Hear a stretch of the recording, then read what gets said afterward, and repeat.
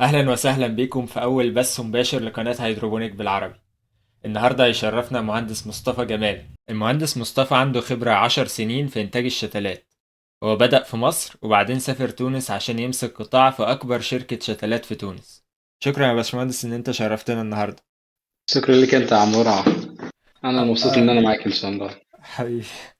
باشمهندس، إحنا كنا عايزين نعرف أنت دخلت المجال إزاي، بدأت الموضوع إمتى، وهل مثلا بدأ من الكلية ولا قبل الكلية ولا بعد الكلية؟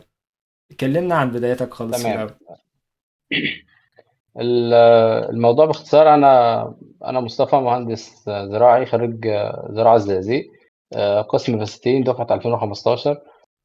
بداية الاهتمام كان ان انا مثلا الزراعة، انا مش عايز اشتغل في مزرعة واتطوح في مكان بعيد زي ما بنسمع في مصر على الصحراوي وفي الواحات الداخلة والخارجة والفرافرة والأماكن اللي بعيدة، وكأنك في غربة في وسط بلدك. صحيح. فبداية الموضوع بالنسبة ليا كان إن أنا أشوف حاجة زراعة، بس في المجالات الجديدة مثلا.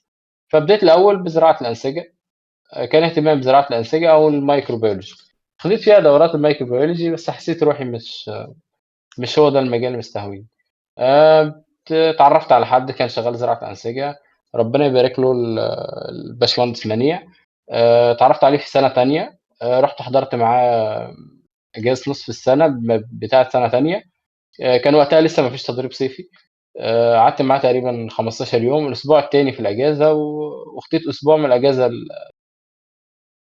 خديت أسبوع من الترم التاني، يعني اشتغلت كأني عامل خالص، مش رايح كأني مهندس. بروح الصبح بشتغل زي أي عامل موجود في المكان.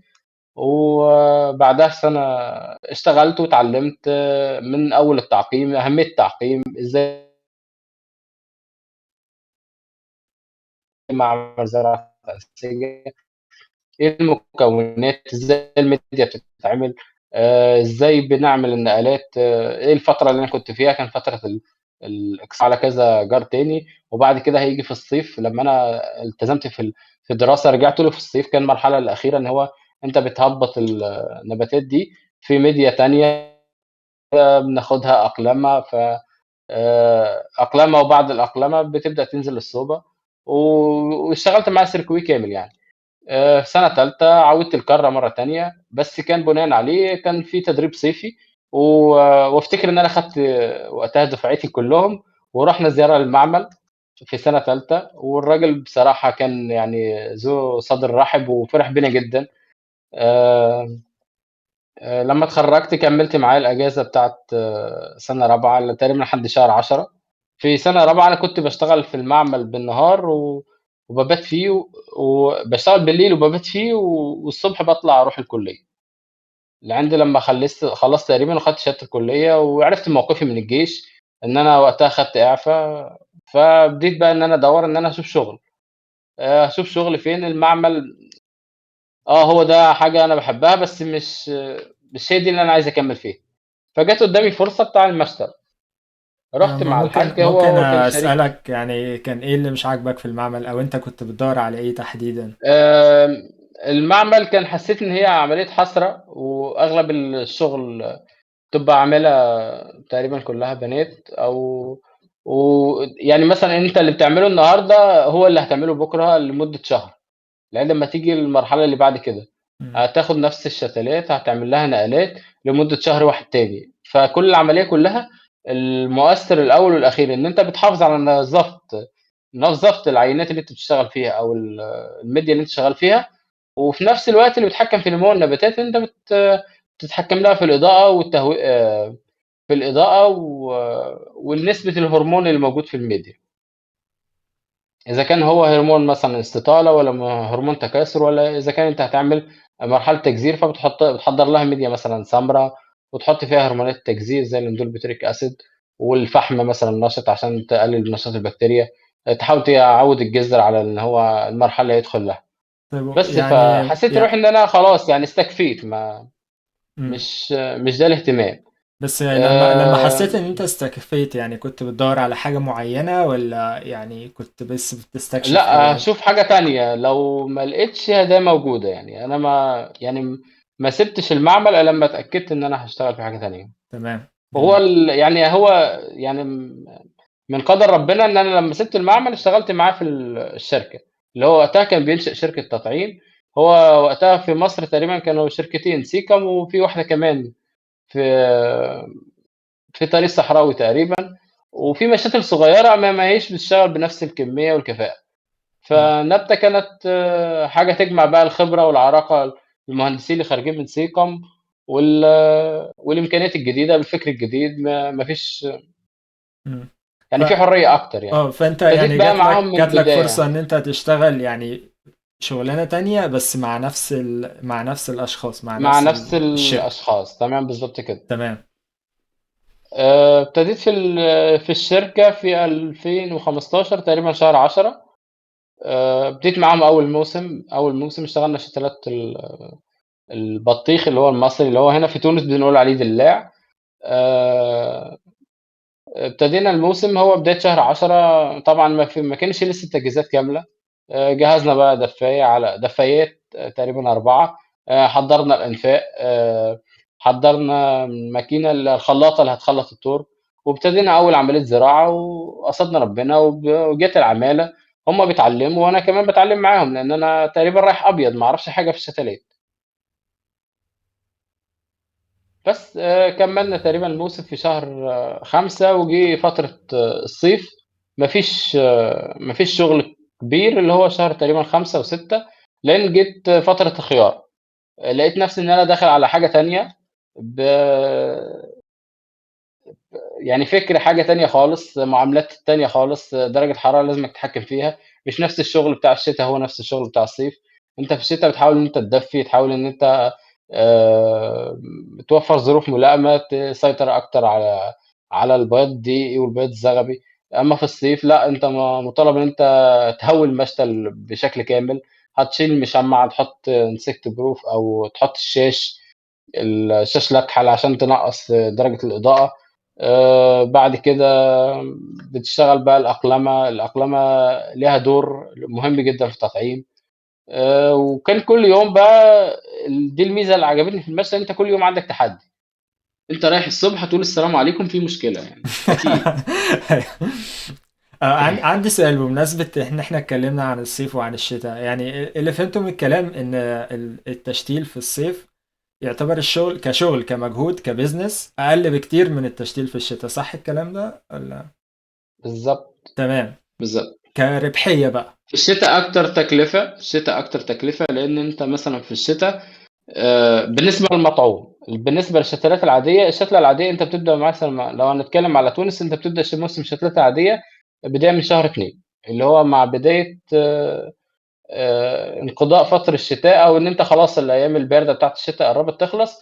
فأنت داخل عليك الربيع، فهو ده الفترة اللي الناس كلّها بتفتيح الأزهار ودرجات الحرارة بتاعة الليل ما عادش هتنخفض ما عادش في موجات برد كبيرة جدًا. هتحافظ درجة حرارة الليل ما بين ال10 وال15 اللي هي مناسبة لنمو الشتلات، وبالنهار هتلاقي درجات الحرارة كويسة وكده يعني. مم. أمّا بالنسبة للمطعوم لأ، المطعوم أنت طول السنة شغّال. تمام. ودي أكتر حاجة مرهقة، إن أنت عندك طول السنة شغل، ما عندكش فترات آآ بتريّح فيها. طول السنة مثلًا يعني أبسط مثال في دورة تطعيم، سواء هنا في تونس أو في مصر، يعني حتى هنا في تونس أصعب من مصر. لإن أنت مثلًا في تونس لو هنبتدي مثلًا أنا باخدها بداية من شهر 10. شهر 10 أنا بابدأ أحضّر تطعيم للتطعيم البطيخ، اللي هو بطيخ في مصر، واللي هو هنا الدلاع أو والكنتالوب. زيادة عن مصر الكنتالوب، هنا بيشتغلوا كميات كبيرة من الكنتالوب المطعوم أو البطيخ المطعوم في نفس الوقت. هو ده بتبدأ بيكون تحضّر للتصدير لموسم. ولا بيكون محلي؟ بيبقى سامعني بيبقى كويس؟ شغال سمّاع كويس، بس في حد بيقول هو اللايف شغال والّا مش عارف. شباب، لو لو حد سمعنا أو مش سمعنا اكتبوا لنا في التعليقات.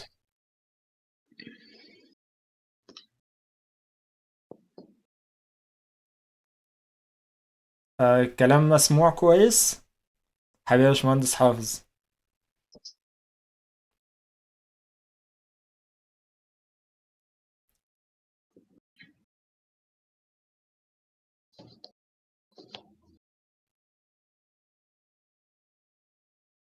شغال تمام. آه الصوت شغال، ممكن يكون النت عند المهندس أحمد مش عارف. كمل. كنت بسألك يعني شغل البطيخ والكنتالوب ده في تونس بيكون للتصدير ولا بيكون محلي؟ على حسب الفترة اللي أنت هتشتغل فيها، تمام. بي... لأن هي تونس دولة جت صغيرة في الوسط ما بين ليبيا وما بين الجزائر، وبتصدر كميات كبيرة جدًا من إنتاجها ل3 دول، اللي هو ليبيا والجزائر وإيطاليا، دول الاتحاد الأوروبي. فأنت لو هتشتغل مثلًا كنتالوب، فالكنتالوب أغلبيته تصدير، تمام. وبينزل في السوق المحلي بأسعار عالية جدًا بالنسبة للفنادق وبالنسبة للاستهلاك الشخصي، اللي هو لو هتشتري مثلًا بالكيلو، فهتلاقي الكيلو مثلًا تقريبًا أول ما يبدأ ب10 دينار، اللي هو في مصر ما يعادل 150 جنيه، الكنتالوبية اللي هي ما شاء كيلو، الله. قد كده بالضبط. يعني مفيش الناس بتحاول على قد ما تقدر إن هي تبدّر، اللي هي بتبيعها بقى بتدخّلنا في المشاكل بتاع التطعيم، اللي هي ليه بقى عملوا التطعيم؟ عشان خاطر الحاجات دي، إن هي الناس ملزمة إن هي توفّر الخضروات على داير السنة، يعني على طول السنة مطالب إن الناس مش هتبطّل أكل، ف فبقى في حاجة مثلًا إن هو لازمنا ناكله طول السنة، طَب أنا هتزرع شتلة عادية مش هتنجح في الشتا. الوضع مختلف شوية في مصر مثلًا على خاطر مصر أكبر، بتبدأ من لو هناخدها بالطول فهي تقريبًا 4000 كيلومتر، بتبدأ من أقصى أسوان من عند السد في الجنوب لحد ما توصل إسكندرية، فدول لو هو هيزرعوا في كل مكان على حسب درجة الحرارة فهتبقى الظروف أحسن يعني. أمّا تونس هي كلّها جات في الشمال، يعني تقريبًا أقل نقطة في العمق التونسي اللي هي دهيبة بيزرعوا فيها وبين إردان ما يعادل مثلًا الدلتا في مصر، إمم. ومع ذلك لازمهم إن هم يزرعوا، فكده بيزرعوا في عز الشتا شتلات الكنتالوب المطعوم أو الشمام المصري أو اللي هو بطيخ هنا في تونس والدلاع، عشان يحضّروا شتلات عشان يحضّروا ثمرة فاكهة طازة في الوقت اللي إحنا فيه حاليًا، أول شهر 4 نُص شهر 4 كده يعني. إمم. إحنا يعني في مهندسين بيسمعونا دلوقتي بيكونوا لسه في الكلية أو لسه متخرجين، ما يعرفوش أوي يعني إيه التطعيم. ممكن تشرح لنا باختصار إيه هو التطعيم؟ بُص، هو التطعيم باختصار هي ممارسة زراعية تمِّت للتغلُّب على مشاكل موجودة في الوسط المحيط. إيش معناتها؟ معناتها إن أنا مثلًا بيبقى عندي نبات صفاته الثمرية كويسة جدًا، في المقابل هو كنبات ضعيف مُعرضة للأمراض، عُرضة للإصابة، ما بيتحمّلش مثلًا برد، ما بيتحمّلش أمراض التربة، ما بتحمّلش الملوحة، ما بتحمّلش النيماتودا، فمن هنا بدأت التطعيم، وابتدى التطعيم بدايةً في سنة 1920 في الخُضَر في اليابان، ابدأوا تطعيم القرعيات باستخدام نباتات برية لمواجهة الظروف اللي إحنا قُلنا عليها دي كلّها. أنت ممكن تبقى مستثمر كبير أو مستثمر صغير ما عندكش القدرة إن أنت تغيّر المكان التربة اللي أنت فيها، لو أنت عندك فيها إصابة مثلًا أو الأرض موبوءة أو فيها نيماتود أو فيها نسبة ملوحة، ساعات بتُقع في اختيار إن أنت عندك مصدر مَيّة كويس، بس الأرض مش كويسة، أو إن أنت عندك أرض كويسة ومصدر المَيّة فيه ملوحة. وبالنسبة لتونس نفس القصة، إن هم اعتمادهم كلّي على مَيّة الآبار أو مياه السدود، في آخر 7 سنوات تقريبًا بيتعرّضوا لجفاف طاحن، أدّى انتشار التطعيم بشكل كبير جدًا، عشان يتغلبوا على المشاكل دي كلّها. فبيجيبوا أصول ممكن بتقدر مثلًا تقاوم الجفاف ويطعموها على الأصول على الطعوم اللي طعمها حلو اللي بتتسوق كويس. بالضبط كده، بتاخد الصفات الثمرية الكويسة جدًا من الصنف، اللي هو بيكون بناءً على اختيار العميل، على مواصفات الكويسة جدًا للأصل، اللي هو في الآخر بيكون مثلًا عبارة عن هجين، في القرعيات مثال بيكون كيوكربيتا ماكسيما مع كيوكربيتا موشاتا، بيدّيك أصل شوفاج، أنت لو زرعته بذرة هييجي في الآخر مش هيدّيك حاجة، هيدّيك ثمرة صغيرة كده، لا ليها طعم، لا ليها لون، لا ليها أي ما لهاش أي استخدام، بالعكس في أصول بتبقى متقزمة ما بتدّيكش نمو خضري، هي دي اللي بتستخدم في التطعيم. وبالنسبة للطماطم الوضع بيبقى العائلة الباذنجانية بيبقى الوضع مختلف شوية، إن أنت عندك أصول بيتم اختيارها على حسب هي مقاومة لإيه، أمراض إيه. يعني مثلًا الأصول في الطماطم بتبقى مقاومة للفيوزاريوم بأنواعه ال3، مقاومة للنيماتودا، بتحمل نسبة ملوحة، آمم، عندها القدرة مثلًا إن هي تدّيك سيكل طويل لو أنت هتزرع في صوب غير محدودة النمو. احنا هنتفرج على صورة كانت من الصور اللي بعتها لنا، يعني شكرا جدا على الصور الحلوة دي. هنقعد يعني الله طول ما احنا يخلّيك. بنتكلم كده هنتفرج على كام صورة منهم. في عندنا سؤال بيقول: هل لازم أسيب ورق في حالة التطعيم عشان سريان العصارة في النبات ولا مش لازم؟ هو على حسب أنت هتطعّم إيه. لو أنا مثلًا هاطعّم البطيخ والكنتالوب، فأنا لازمني إن أنا أنقّص من المحتوى الجذري بتاع النبات عشان أقلل سريان العصارة في أول 3 أيام، لضمان تمام الالتحام أو بداية الالتحام. تمام. أمّا لو أنا مثلًا هاتكلّم في الطماطم، لأ أنا باقص قصّة مايلة، باشيل الأوراق كلّها بتاعة الأصل في منتصف الساق، باسيب تقريبًا من 2.5 ل3 سنتي، وباعمل تركيب. الطماطم مش سهل جدًا جذر الأصل بتاع الطماطم إن هو يجدد جذور. عشان كده أنا باركّب عليه مباشرةً، ما باقصّش الجذور، بالعكس ده أنا باعمل لها عملية تهوية وتوسيع، إن أنا أحطها مثلًا في صواني. لو أنا مثلًا هاطعّم في ال160 فباحطها واحدة بواحدة، فالصينية تبقى فيها 80. لو أنا هاطعّم في الصواني ال100 فأنا باحطها واحدة بواحدة، بحيث إن يبقى الصينية فيها 50 نبات، لمّا أضمن عملية التحام. باوفّر للنبتة في خلال ال7 أيام بتوع التطعيم درجات حرارة مستقرة. وأقصد بدرجات حرارة مستقرة إن هي درجة حرارة مناسبة للنمو. عندك درجة حرارة من 22 ل28، لا تزيد عن كده ولا تقل عن كده.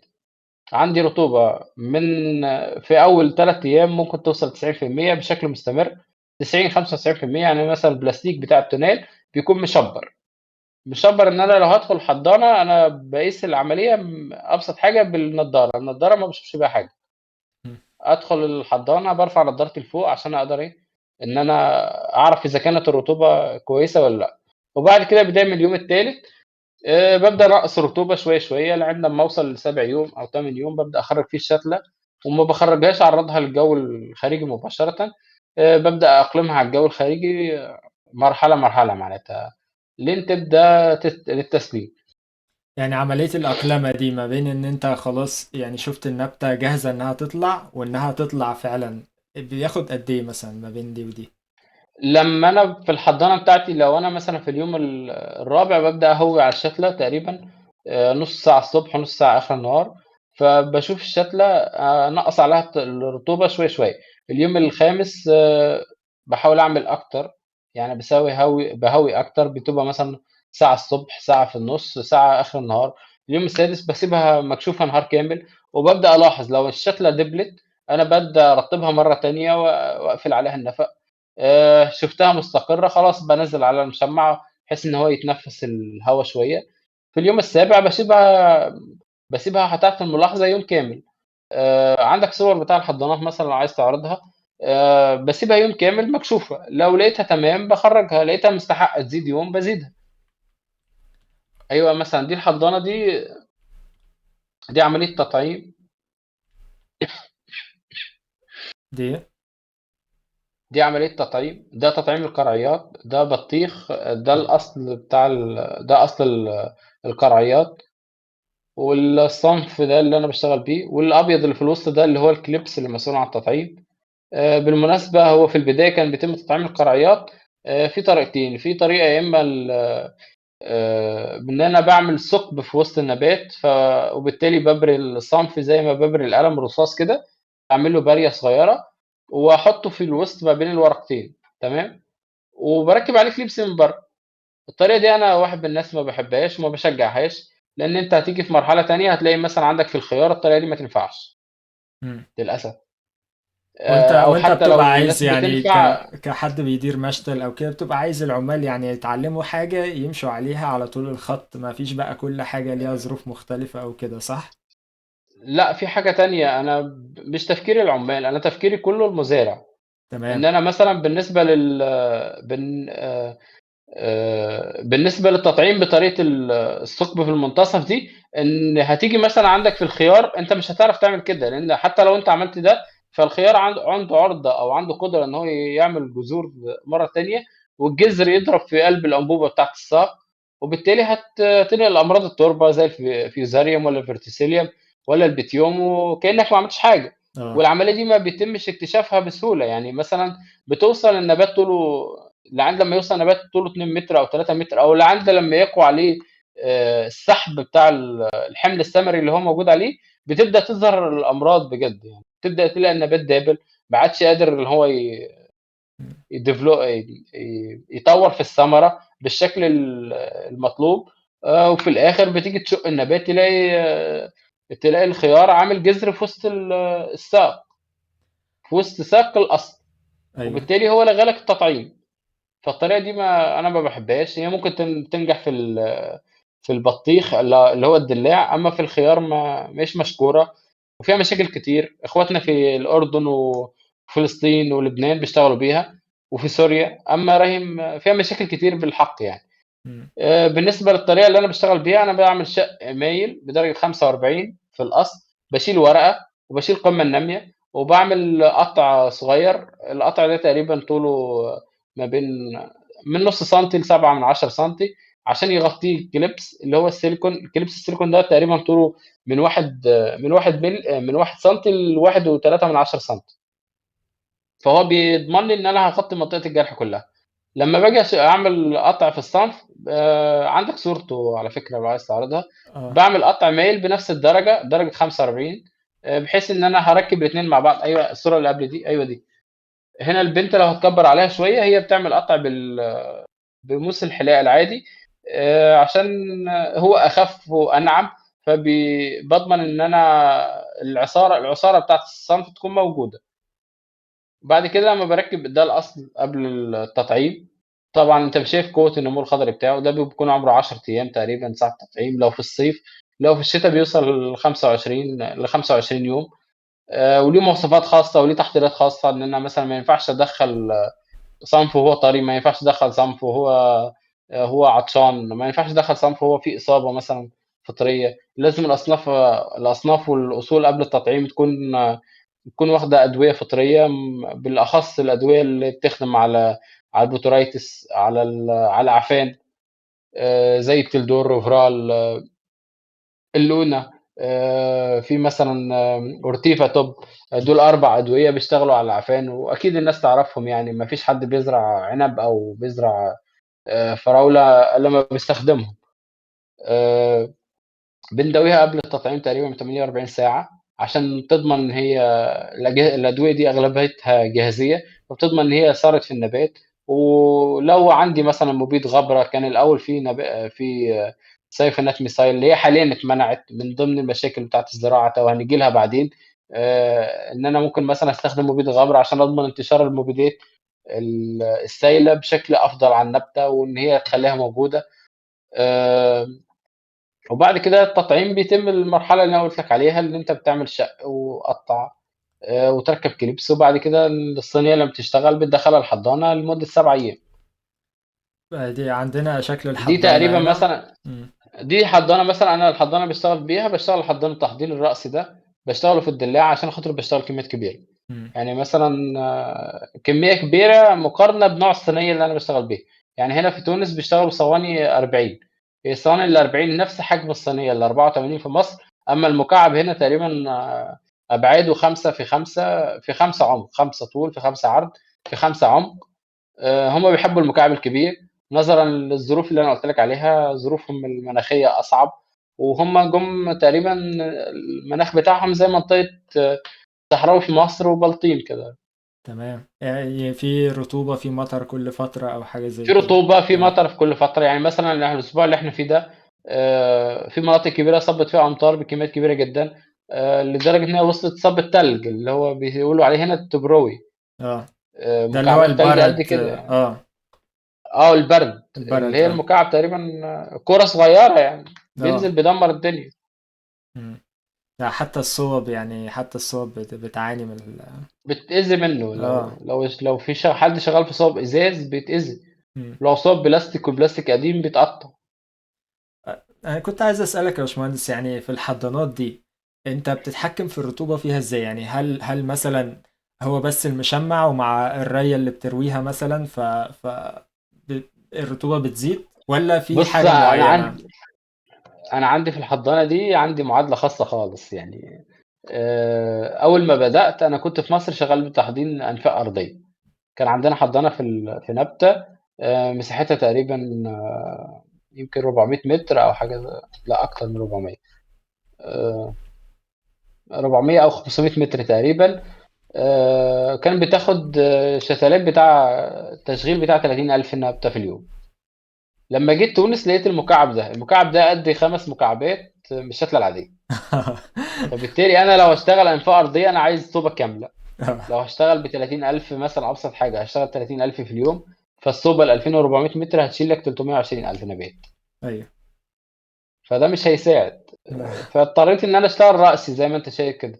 دي عباره عن انفاق 5 صفوف فوق بعضهم، بطول الحضانه. كاني عندي مثلا هي مساحتها تقريبا حكايه 600 متر، فتضربها في 5 فتديك تقريبا 3000 متر اللي هي بيت معناتها.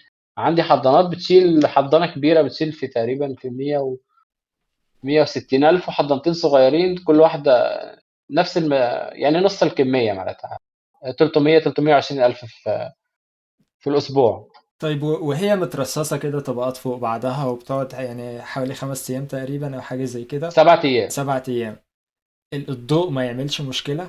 يعني هم مضللين على بعض؟ هي انا من فوق عاملها بليكس جلاس، اللي هو بلاستيك الزجاجي ده نافذ للاضاءه، وفي نفس الوقت عندي اضاءه على الجنب، وعامل اضاءه صناعيه في السقف تمام. اضاءه على الجنب يعني عشان بطول اوصل انبوبات نايلون بطول الحضانه. تمام. جميل دي والله. بقى خدتها من المعمل، يعني لما كنت شغال في المعمل كان عندنا الاضاءه دي. كان عندنا على الارفف اضاءه فوق كل برطمان. تمام. دي ميزة انك تكون يعني يعني دوست في مجال ورحت مجال اه تاني، بتاخد من هنا وتودي هنا، بتلاقي الدنيا بالظبط كويسة. كده. الرف الاولاني بيبقى مثلا كده، وهنا في اضاءه في انبوبات نايلون هنا عشان تديله اضاءه اللي تحت منه. الرف اللي فوق منه كده اه. في اضاءه هنا بتدي اضاءه للي تحت منها. هنا انا ما عنديش القدره ان انا اعملها كده، او مش مستحق الكميه دي، لاني بعتمد ان انا المكعب كبير فبيبقى فيه نسبه غذاء اكبر، وبالتالي فبدخل النبات كويس، واخد غذاء كويس.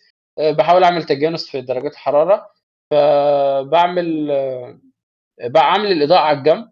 هم 3 حضانات جنب بعض فيهم انبوبات نايلون على الجنب، او ان الانبوبات اللي هم الموفره في الوسط. لو في صوره تانية هتلاقيها اوضح اكتر يعني. يعني لو كبرت الصوره دي بالتالي هتكون واضحه اكتر. الصورة دي. تمام. لا اه. مش دي، في واحده تانية هتلاقيها واضحه فيها. ثواني. بص هي مرهقه جدا، اه. وفي الطماطم في الصيف بصراحه بشتغل. ايوه دي، ارجع تاني يا عمر. تمام. دي فيها إضاءة فوق، وفيها الأسمر المدلي من النص ده فتحات تكييف بتاع تبريد. والأنفاق في الأرض فيها دفاية بالماء السخون. تمام. وده بيتسخن بالغاز ولا بيتسخن؟ هي كان الأول بتسخن بالمازوت، وحاليا عملنا توسعة بإن إحنا بدلناها بحاجة اسمها الفيتورة، أو اللي هو نوى الزيتون، اقتصادية أكتر وبيئة أكتر وكده يعني. تمام. تمام. جميل. ودي من ضمن الحاجات اللي هنرجع لها بعد كده. لو أنت مثلا هتعمل مشتل فلازمك تحاول توفر 3 حاجات. أول حاجة الأرض تكون حاجة نظيفة، تكون قريبة المكان فيه عمالة، فيها مصدر مية كويس، فيها مصدر طاقة مستديم كويس. ودي من أهم الحاجات اللي بتساعد المثل إن هو ينجح أو إن هو يفشل. يعني مثلا لو أنت هتشغل دفاية بالمازوت بالمقارنة إن أنت تشغلها بالغاز الطبيعي، فأنت عندك 3 أضعاف توفير. ولو هشغلها بالفاتورة اللي هو نوى نوى اللوز مثلا، قشر ال... اللوز، ولا مثلا نوى الزيتون، او حاجه، او مثلا في حاجات تانية مثلا ممكن تستخدمها بيئيه طبيعيه، يعني بتبقى دي شيء بتاع مصانع او حاجات زي كده. فأنت بتزيد تقلل التكلفة، وكل ما زدت قللت التكلفة كل ما أنت قدرت إن أنت تستثمر في حاجات تانية ما أفضل. ايوه. يعني مثلًا بدل ما أنا أسترخص في النوع البيتموس اللي أنا هاستخدمه، ممكن مثلًا إن أنا أحاول أوفّر من التدفئة. بمناسبة ما اتكلمت عن المكعبات، مكعبات الشتلات في تونس أكبر من اللي احنا بنستخدمها في مصر. هل ده يعني ذوق المستهلك، ولا هل يعني لو انت مثلا عملت حاجة في مصر زي كده هتعملها بالشتلات الكبيرة ولا مكعبات كبيرة ولا مكعبات صغيرة؟ والله أنا أفضّل أعملها بالشتلات الكبيرة. اشمعنى؟ لأن أنت مثلًا لو هتقارن ما بين سمك الساق مثلًا وحجم النمو بتاع النبات والتفردة، وإن أنت مثلًا نبات متهوي وكيفاش شكله مقبول أكبر، وأنت واخد شجرة من الآخر معناتها عمرها 60 يوم بس حجمها كبير. لو هتبُص مثلًا على مقارنة ما بين الشتلة اللي أنا مثلًا بانزّل صورتها، بُص حجم الورقة قد إيه، مقارنة بمثلًا الشتلة في صينية 160 أو 150 بتاع التطعيم في مصر، لأ في فرق كبير. أكيد صح. شوف حجم الساق مثلًا بتاع التطعيم، بتفوت حجم القلم اللي أنا ماسكه ده، اه. بُص حجم الجذور قد إيه، فالنبات عنده عليه عامة، ده حتى باللي يقعد عندك في الصوبة أنت مش قلقان منه. أيوه. ويعني هو يعني ده كده مقاس أيوه ارجع مثلًا مختلف. الصورة دي، تمام. دي ده كده الصينية ال160 بس لأ اللي قبلها، دي دي صينية 160 اللي بتستخدم مثلًا ساعات باطعّم فيها الطماطم، بازرع تمام. فيها الأصل وعشان ما انقلوش طعّم فيه. أيوه. والطماطم اللي أكيد الناس كتير بتحب تسأل عليها، هي ليها مواصفات خاصة جدًا، جدًا، جدًا، متعبة أكتر من البطيخ والدلاع والكنتالوب. اشمعنى بقى؟ اشمعنى؟ لإن أول حاجة أنت هنا في الطماطم بتعمل قطع في الساق في تقريبًا زي ما قُلت لك بتسيب من 2.5 ل3.5 سنتي بينه وبين التربة. ما عندكش مثلًا القدرة إن أنت تشيل النبات، لا يعني لازمك تحافظ على الجذور الأصلية بتاعة الroot stock اللي أنا هاطعّم عليها. الأصول في الطماطم بتتزرع قبل الأصناف، وكل صنف يعني كل أصل عنده مواصفات معيّنة، وكل صنف طماطم عنده مواصفات معيّنة، بمعنى في أصناف سريعة النمو جدًا، بتدّي نمو خضري كبير جدًا في وقت قليل، فما ينفعش إن أنا أزرعها مثلًا على الأصل اللي هو نموه ضعيف. زي مثلًا لو هاسمّي لك مثلًا الأصناف بتاعة الأصول بتاعة الطماطم، عندك Maxi 4، Multi 4، Bio 4، عندك Integro، Gladiator، كل واحد من دول ليه صفات معيّنة، والعميل اللي فاهم بييجي يطلب يقول لك أنا عايز أطعّم صنف مثلًا Galaxy على أصل كذا، وعايز أطعّم Sankara على أصل كذا، وعايز أطعّم مثلًا Murano على أصل كذا. طب ليه؟ طب أصل الميرانو مثلًا نموها الخضري كبير جدًا، اه. فطعّمها لي على أصل يكون قوي بحيث إن هو يكمّل معايا الموسم. تمام. لو هتيجي مثلًا الشركات الهولندية اللي بتشتغل في تونس، دول بيجيبوا أصولهم معاهم من برّه، بيشتغلوا بيها على أصناف معيّنة، ييجي يقول لك مثلًا طعّم لي صنف واحد على أصل واحد، وصنف 2 على أصل 2، وصنف كذا على أصل كذا. يعني ما ينفعش مثلًا إن أنا أروح أجيب طماطم شيري والّا سيريز وأروح أطعّمها على أصول زي الماكسيفو، اه، اللي هو هتلاقي حجم جدر الثمرة كبير هيختلف على تمامًا. تمام. حجم الثمرة يختلف تمامًا، هتتحول مثلًا من ثمرة وزنها من متوسط 60 ل80 جرام، هتلاقيها وصلت من 70 ل120 جرام، اللي أنت بدّلت الmorphology بتاع النبات عمومًا يعني. اه. طب يعني كده يعني في الاول وفي الاخر برضو الاصل بيأثر على الطعم، يعني الموضوع مش منفصل بالطبع، تمام. اه. بالطبع، بالطبع، بالتجربة أنت بقى بتبقى عارف أنت بتطعّم إيه على إيه. وعادة لو أنا مثلًا عندي فلاحة، لو أنا مثلًا هاحكي لك مثلًا على الطماطم وفي البطيخ والدلاع. لو تمام. مثلًا في الطماطم عندي فلاحة بتشتغل short cycle، اللي هي دورة قصيّرة، هيزرع مثلًا في شهر 9 آخره شهر 5 تقريبًا، هو كل اللي هو عايزه يشيل من النبات مثلًا 14 ل15 بوكيه، فوقتها أنت هتشوف له أصول تكون مقاومة للنيماتودا، وتشوف له في نفس الوقت يكون عندها مقاومة للفيزاريوم والفيرتيسيليوم والبيتيوم، لإن هو أكيد عنده مشكلة، لإن هو يزرع في الأرض مباشر، مم. بالأخص في الصوب الأقواس اللي هي بنقول عليها دلتا نف، أو اللي هي عرضها 9 متر في طول 60، فبيبقى فيها كثافة عالية جدًا، وبالأخص فلاحة صغيرين ما هوّاش عنده القدرة مثلًا إن هو يعمل تدفئة أو حاجة، ايوه. لو هتنتقل بقى لشركة كبيرة فبتزرع مثلًا صوبة 1 هكتار، بتشيل تقريبًا لو هو يزرع 3 نبات في الهكتار فتقريبًا هتشيل 29,000 نبات، ولو هو يزرع 3.1 نبات في الهكتار فهي تشيل تقريبًا 33,000 نبات.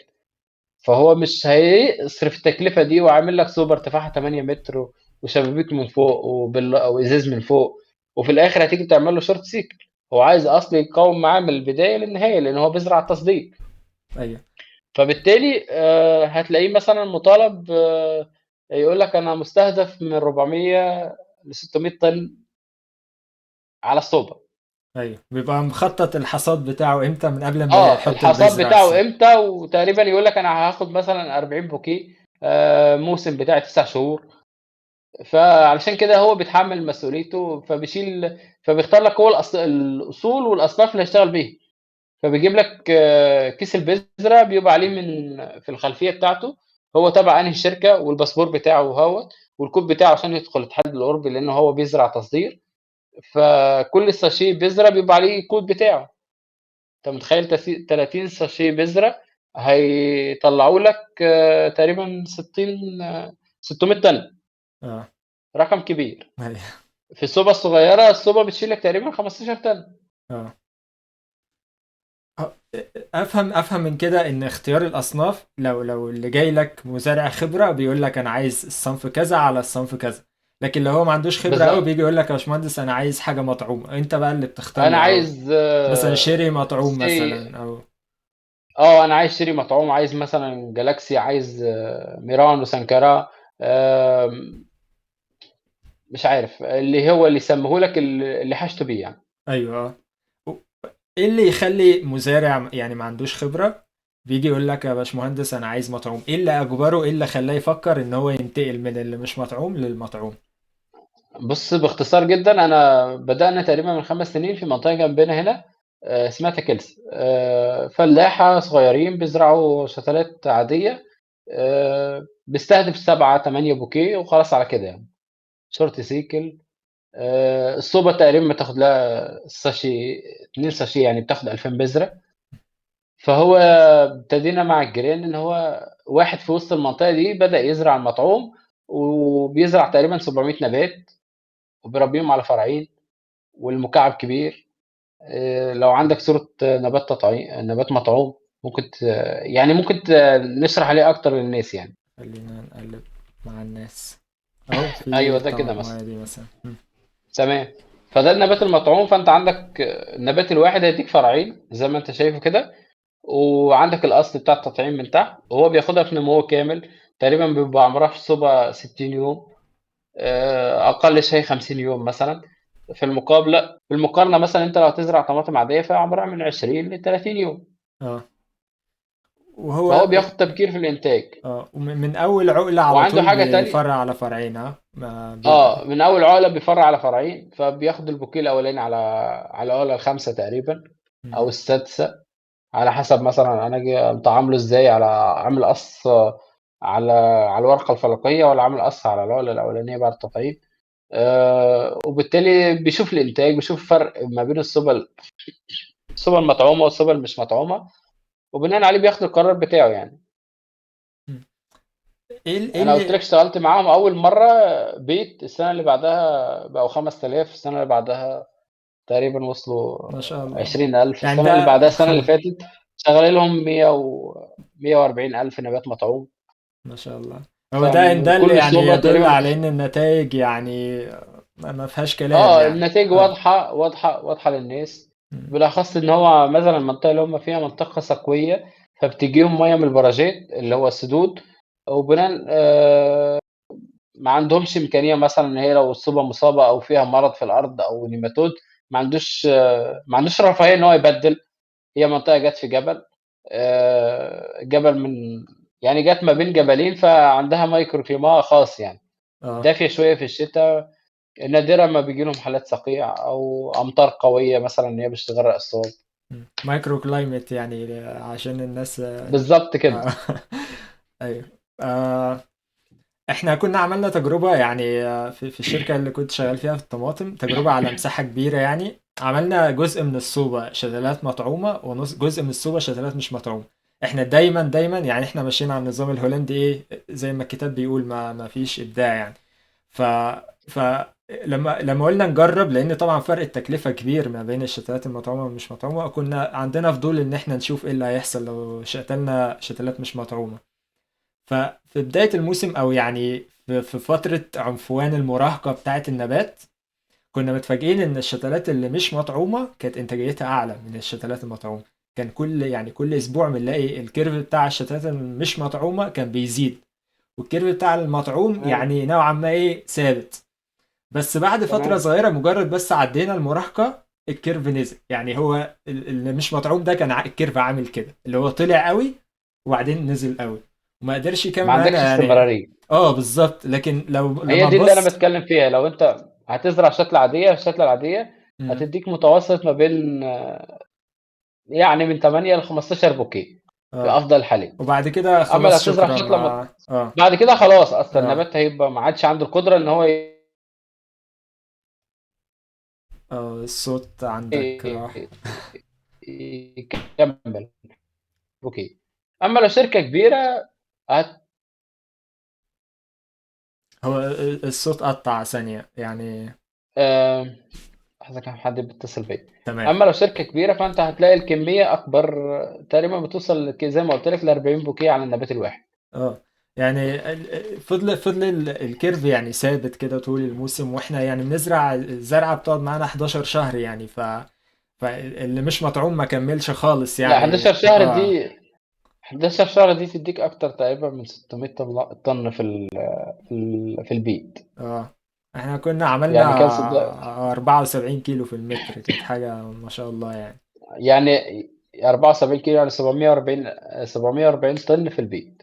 مم. على البيت اللي هو هكتار، اللي هو فدانين ونص بالمقادير المصرية يعني. اه بس طبعا احنا بنتكلم على حاجة هاي تك يعني، عندنا إضاءة صناعية، عندنا ثاني أكسيد كربون، تمام. طبعا هيدروبونيك مش في الأرض، فالظروف يعني كانت مساعدة يعني. في في الأصل. لحظة، الإنترنت عمال يقص، لحظة بعدين. ماشي. هل لو أنا ما عنديش مشاكل في الأرض بتاعتي، الزرعة شغالة وزي الفل، هل يعني الموضوع منطقي إن أنا برضو أزرع مطعوم، ولا المطعوم بس لو عندي مشكلة اه، وعايز أحلها؟ بخط الأمراض أنت مثلا عندك هدف مثلا أنت تزرع بكري بدري عشان تلحق أول السوق، أو تزرع متأخر عشان تلحق مثلا تجيب إنتاج بتاعك في فترة ما فيش فيها ثمار في السوق. أيًا كان السبب من دول، فأنت مضطر إن أنت تزرع مطعوم. تمام. وإزاي لو أنت إزاي مثلًا مستهدف إن أنت تزيد الكمية، فلازمك برضه تزرع مطعوم. لأن تقريبًا نفس، لو هناخد مثلًا هكتار مزروع بطيخ أو دلاع، فهو بيتزرع ب2500 شتلة، اللي هو نبات كل 4 متر. لو أنا هازرعها شتلات عادية، فأنا مضطر إن أنا أزرع ضعف الكمية اللي هي تقريبًا 5000 نبات.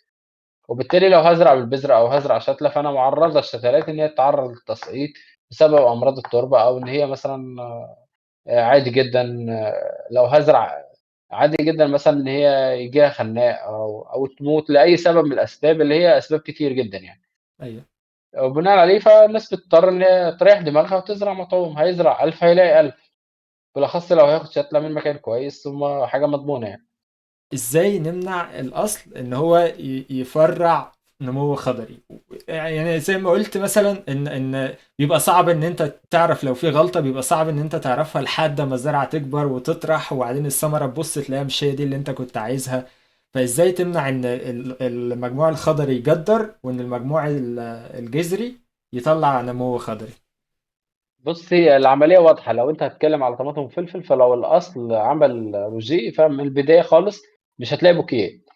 وأصلًا نبات الأصول شكلها مميز، يعني ورقتها مش ورقة طماطم. تمام.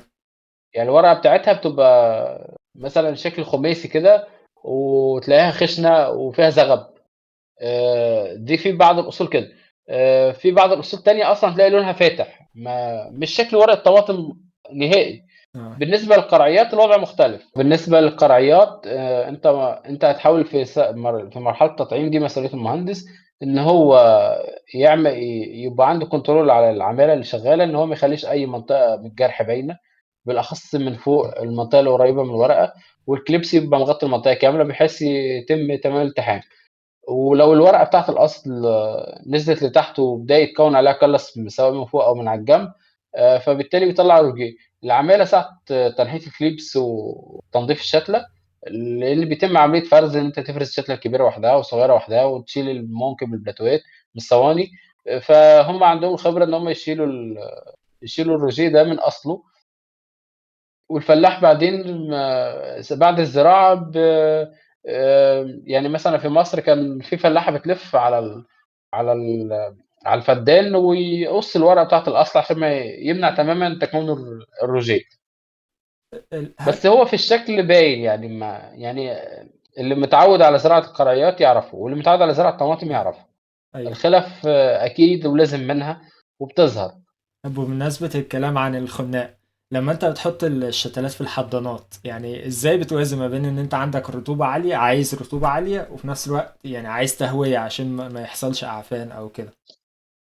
بص، عند الرطوبة العالية في أول 3 أيام ده شيء ما فيش مفر منه، لازمك تتحكم إن أنت تدخّل الشتلة فيها قوة مناسبة إن هي تتحمل العفن بتاع 3 أيام الأولانيين.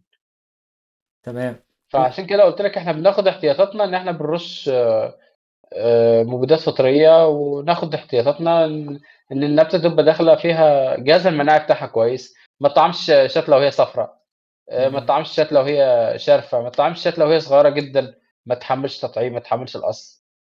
بس. ايوه. وهل انت بتكون متوقع خسائر؟ يعني كده كده عملية التطعيم دي بتطلع منها بخسائر، يعني كده كده لازم في بالطبع أنت شتلات عملية هتبوظ. تطعيم مثلًا عندك نسبة سماح. لو بعد التطعيم فنسبة السماح عندك مثلًا هتوصل هتكشف 20% بعد التطعيم. في أصناف 20%؟ بتوصل 20% و30% بعد التطعيم. اه، يعني رقم برضو 20%. رقم، بس اه. كله بيبقى محسوب على الأصناف معناته. ممكن تدينا يعني فكرة عن فرق التكلفة ما بين شتلة مطعومة وشتلة مش مطعومة؟ الشتلة العادية أنت بتشتري بذرة منا ولا منا، أنت هتشتريها. الصنف اللي أنت هتزرعه سواء عادي ولا مطعومة أنت كده بتشتريه، فتشيل تكلفة البذرة على جنب. النوع الصينية اللي هتزرع فيه سواء في العادي هتزرع في صواني بداية من 40 104 160 228 مثلا 240، فدي ليها تكلفة. أما في النسبة للتطعيم، فأنت بالإضافة إن أنت عندك التكلفة دي، عندك تكلفة العمالة، عندك تكلفة التحضير، عندك تكلفة إن أنت هتصرف على مكعب كمان، تكلفة بذرة الأصل اللي هو بالطبيعة ليه نسبة فقد وليه معاملات تانية خالص. فأنت بتجمع ما بين نباتين، ضعف الكمية اللي أنت هتزرعها هي عبارة عن نفس الكمية، بس مجموعة ما بين بذرة الصنف وبذرة الأصل. تمام. يعني لو قلنا كام في المية مثلا، لو الشتلة دي بجنيه هتبقى الشتلة المطعومة بكام؟ اضرب في 3. فرق. تمام. بس أنت لو هتزرع أنت هتزرع لو في تلت سعر البذرة، بذر الصنف، وتلت سعر بذرة الأصل، والتلت التالت هو فرق العمالة والنقل يعني مثلا البذرة العادية ممكن تلبس الصواني في وش بعضها مش هيجرى لها حاجة. تمام. أما المطعومة لأ، أنت لازمك تحطها في سُبّوريات عشان تنقلها، أو تحطها في كراتين أو في جاجوات أو صناديق مثلًا، فدي كلها تكلفة. ايوه. وهل المزارع اللي هو متعود على صنف معين هو بيحبه وعارف بيبيعه لمين وكده، لما بيجي يتحول للمطعوم بيحافظ على نفس الصنف، ولا ساعات بيضطر ان هو يغير الصنف؟ مش كل الاصناف بُص، يعني هو ينفع تطعيم. المزارع بيحاول يدوّر على الأصناف اللي هتربّحه، الأصناف اللي هتجيب له أكتر إنتاجية. يعني يقول لك مثلًا على أقل حاجة لو أنا ما لقيتش، لو ما كانش السعر كويس على الأقل الطوناج اللي هو ال الانتاجية. الإنتاج النهائي يوزن معايا معناتها يربّح معايا. تمام. يعني ما بيفكروش عادة في ان هو متمسك بالصنف ده او كده، وعادة بيدور بس هو على طبعًا ايه في أصناف الشائع يعني. بيبقى عليها طلب، يعني ابسط حاجه في اصناف بيبقى عليها طلب، سواء في البطيخ مثلا اصناف، ابسط الاصناف اللي مطلوبه في البطيخ مثلا. في النسبه لتونس، في البديع تبع البديع ولا الزهيره تبع سيمينيز، وعندك نين همزه عندها مثلا باور، دي من اكتر اصناف تتزرع. في اصناف جديده داخله بقى لها سنتين، ياسين، هيرة، حاجات كتيره، بس مم. لا داعي ذكر الاسماء يعني. مم. بالنسبه للدلاع، من اكتر الاصناف اللي بتتزرع عندك في فراوه، في توبجان، في سنتينيل، في كريمسون جيون. دول اكتر الاصناف اللي بتزرعوا مثلا هنا في تونس، اللي هتلاقيهم بيقابلهم في مصر، مصر واحد وسكاتة وجيزة، ومش عارف بقى باقي الاصناف ايه. كان في روميرو وقتها. اه لو في حد معانا من المهندسين يكمل لي بقى الاصناف، لان انا اكتبوا تقريبا لنا. نسيتهم كلهم. هل يعني مع فرق التكلفة الكبير ده اللي هو 3 أضعاف، هل دايما الشتلات المطعومة بتبقى جايبة همها؟ يعني في أي وقت دايما إنك تزرع مطعوم لو أنت قادر ده الأحسن؟ بالتاكيد، تمام. لان انت متاكد ان انت النبته هتكمل باذن الله، هتكمل معاك للنهايه يعني. اللي هو أنت مش معاك هتبقى فلوس. عارضه ان انت النبته، يعني مش معاك هتبقى عارضه فلوس مثلا. آسف. آسف، معاك فلوس التطعيم، يعني 100% أنت هتزرع مطعوم، ما فيهاش ان شاء تفكير يعني. الله، تمام. ان شاء الله. تمام. أم... ايه خلينا نرجع يعني نتكلم عن ثواني. كنت عايز اسالك عن الهيدروبونيك. يعني انا عارف المشتل عندكم مش مشتل هيدروبونيك، بس هل في عندكم زباين بتزرع في هيدروبونيك وبيشتروا الشتلات من عندكم؟ في ناس بتاخد من عندي شتلات تزرع هيدروبون، تمام. بيزرعوا سواء في شتلات عاديه ولا اه شتلات مطلوبه. اه بس يعني. ابسط حاجه، هديك حاجه بسيطه جدا جدا خالص. تمام. الهيدروبونيك من قبل ما يبدا، الفلاح العادي البسيط اللي ما يعرفش، يعني اللي هو متعود على الزراعه، هو بيعمل هيدروبونيك لوحده. هتقول لي ازاي؟ اقول لك، هو اول اصلا ما بياخد منك الشتله، لو الجو حر جدا تلاقيه حط الصواني كلها فوق الخزان بتاع الميه بتاعه، اللي هنا بيقولوا عليه في تونس الجابيه. تلاقي الصواني عايمه على وش الميه، سواء هيزرع بقى بكره، يزرع بعد بكره، يزرع بعد اسبوع. المهم ان هو هيحط الصواني وهيتهنى عليها. طب هو عمل ده ازاي؟ هو لقى ان الصينيه الخفاف بتعوم على وش الميه، والجزر بتاعته بينزل من الصينيه وبيمتص كميه الميه اللي هو حاجته بيها، وبياخد اكتفاء وخلاص على كده. مم. فهو ده هيدروبونيك طبيعي. بس ده يعني مجرد لحد ما يزرعها يعني في الارض، صح كده؟ ده لحد ما يزرعها. تمام. اما بالنسبه في مثلا في الطماطم، الناس في عملاء بيتعاملوا معانا بيزرعوا طماطم في الباد، اللي هو يا اما في الوادي المخدات. الكوكو، اللي هو الكوكو بيت. مخدات الكوكو بيت، والا بيزرع في الصوف الصخري. تمام. عندكم برضو ناس بتزرع بالصوف الصخري بيشتروا الشتلات من عندكم؟ موجود بيشتري مخدات صوف صخري وبيزرع فيه. بتستمر معاه موسمين، هو بتيجي تقريبا فيها 6 نقط، بيزرع 3 السنة دي و3 السنة الجاية. والمكعبات اللي بتزرع فيها بتكون صوف صخري ولا بتزرع له في هو وطلبه بقى. أنا ما اشتغلت الصوف صخري، بس في الغالب باشتغله بيت صافي، اه عشان يدّي له نفس التماسك بتاع الصوف الصخري. تمام. وبيقدر يزرعها بعد كده على صوف صخري عادي، ما بتفرطش منه؟ هو بياخد منك الشتلة، مجرد إن هو يحطها على الصوف الصخري، ومع الجذور بتبدأ تدوّر بطبيعتها على المَيّة، فبتتجه لوحدها لتحت، وبتكمّل حياتها عادي يعني.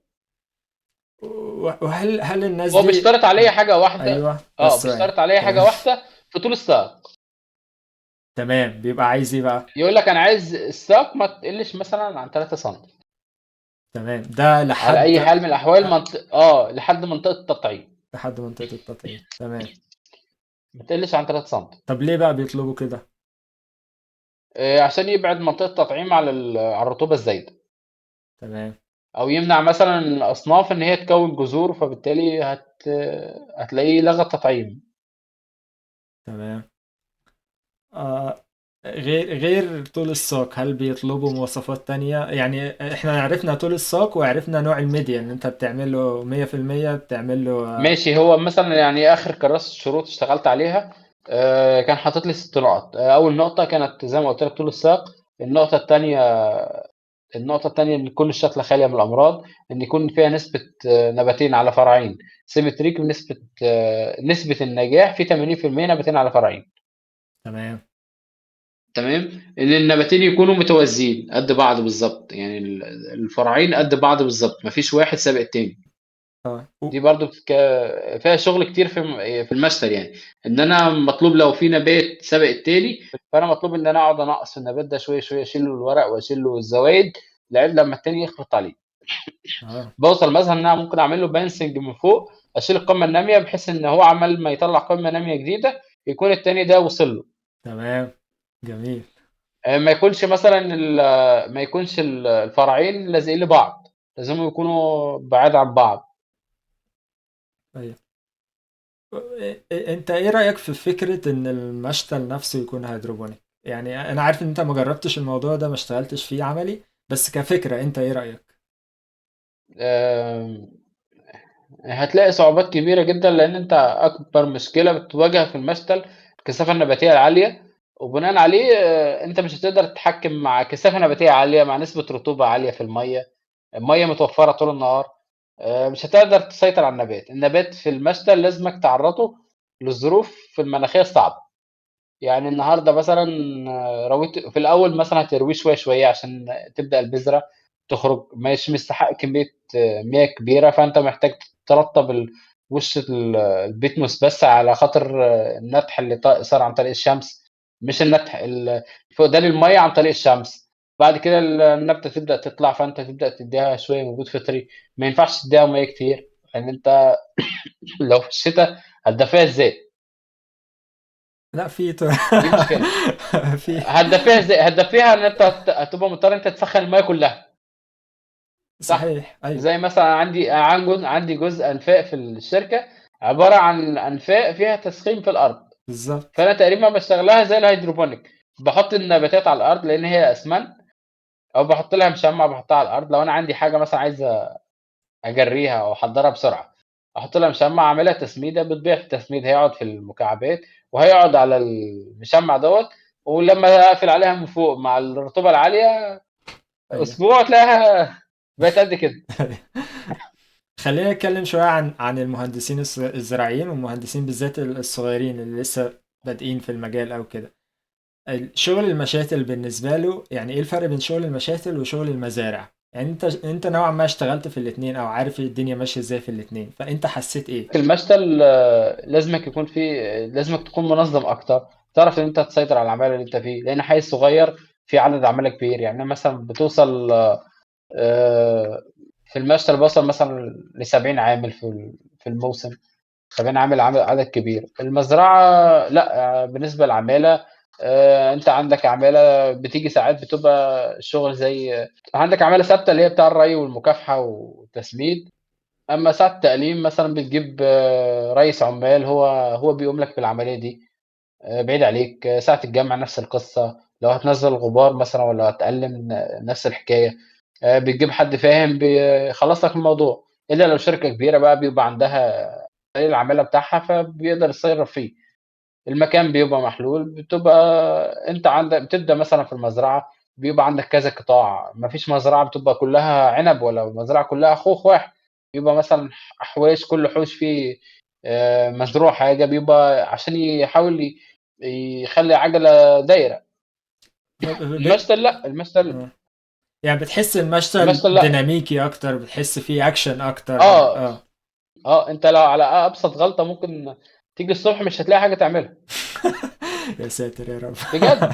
يعني مثلًا عندك فريق تطعيم بتاع 30 واحد والّا أكتر، آآ هتيجي الصبح لو أنت مش مجهّز لهم أصل مثلًا مرشوش ومتداوي عشان تقدر تشتغل بيه، هتيجي تلاقي العمالة ما عندهاش حاجة تعملها. نُص الEquipe ما عندكش حاجة تعمله. أنت لو شغال معاك 60 واحد هتلاقي نُصّهم في التطعيم والنُص التاني ما بين زراعة، ما بين سقيان، ما بين شغل في الصوبة، ما بين تحضير وتسليم الشتلات. فأنا دايمًا باقيسها كده، عندي في الصالة 30 عندي لبرّه 30، عندي في الصالة 35 أكيد لازمني لبرّه 35. أيوه. ولو مش عايز لبرّه 35 واحد، فأنا ممكن تلاقيني باحاول أزرع مثلًا كميات كبيرة في فترة قصيرة بتاع 20 يوم، عشان بعد 20 يوم أدخّل الناس كلّها للتطعيم، تقعد مثلًا ما أنا أعمل 10 إكيبات، أعمل 5 إجابات على طول أسبوعين، لأ تلاقيني عامل 10 إجابات في ظرف 3 جمعات، أحضّر أيوه، كمية شتلة كبيرة عشان لمّا أخرّج كلّه مع بعضه يعني. أيوه. وكمان يعني غير الجانب التكنيكال من إدارة المشاتل، في عندك الجانب الإداري بقى، إن أنت عندك في ناس بتديرهم، عندك في أوراق بتملاها، عندك في زباين بتتعامل معاهم. أنت بالضبط. بالنسبة لك أنهي أصعب؟ يعني أنت راجل بتدير مشتل، أنهي جنب أصعب كمهندس زراعي، الجنب الإداري ولا الجنب التقني؟ أنا بالنسبة ليّا المشتل لإنّك أنت تتعامل مع قاعدة عُملا أكبر، أيوه، قاعدة عُملا كبيرة جدًا، وكل واحد وعنده طلبات وكل واحد وعنده اهتمامات وكل واحد هو يحب على شتلة.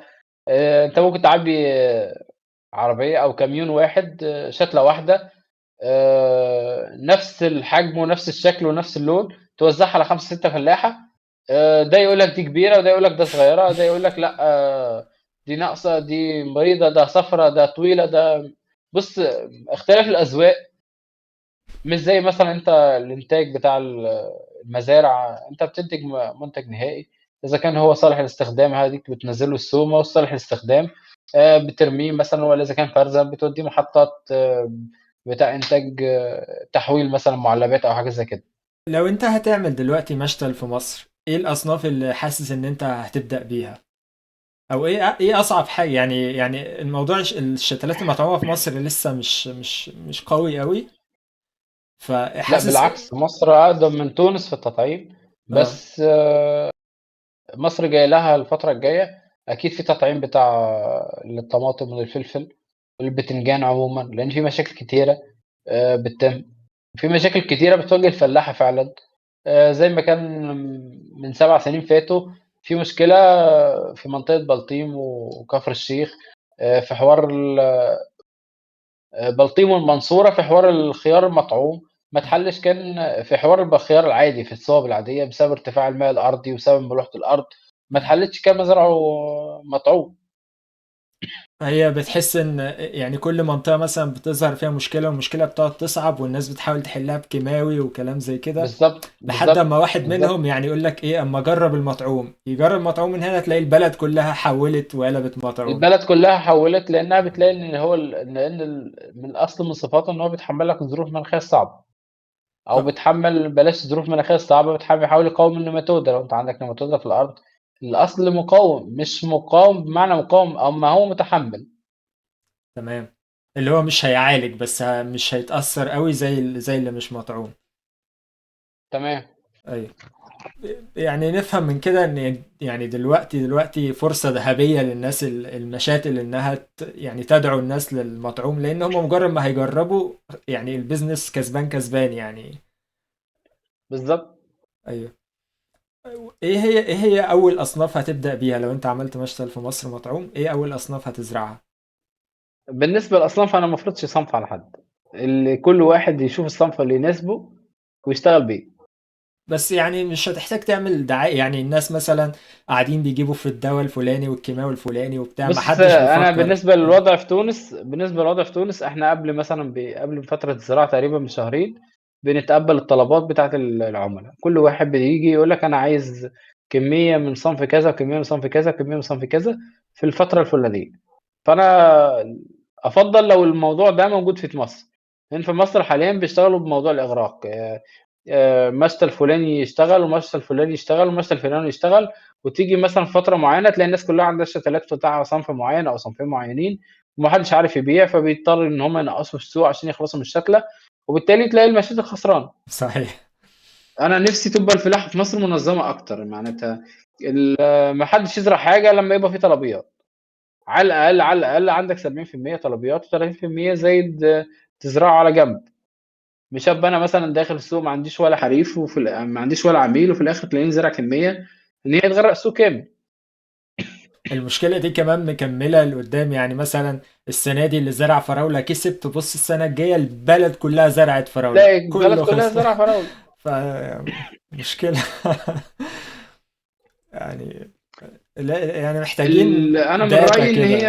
آه، من رأيي إن هي لازمها data كويسة، الناس تبقى عندها علم مثلًا إيه الكميات المسموح تتزرع من كل صنف، بحيث إن هي تعمل توازن، وإيه الفترات اللي الناس هتزرع فيها.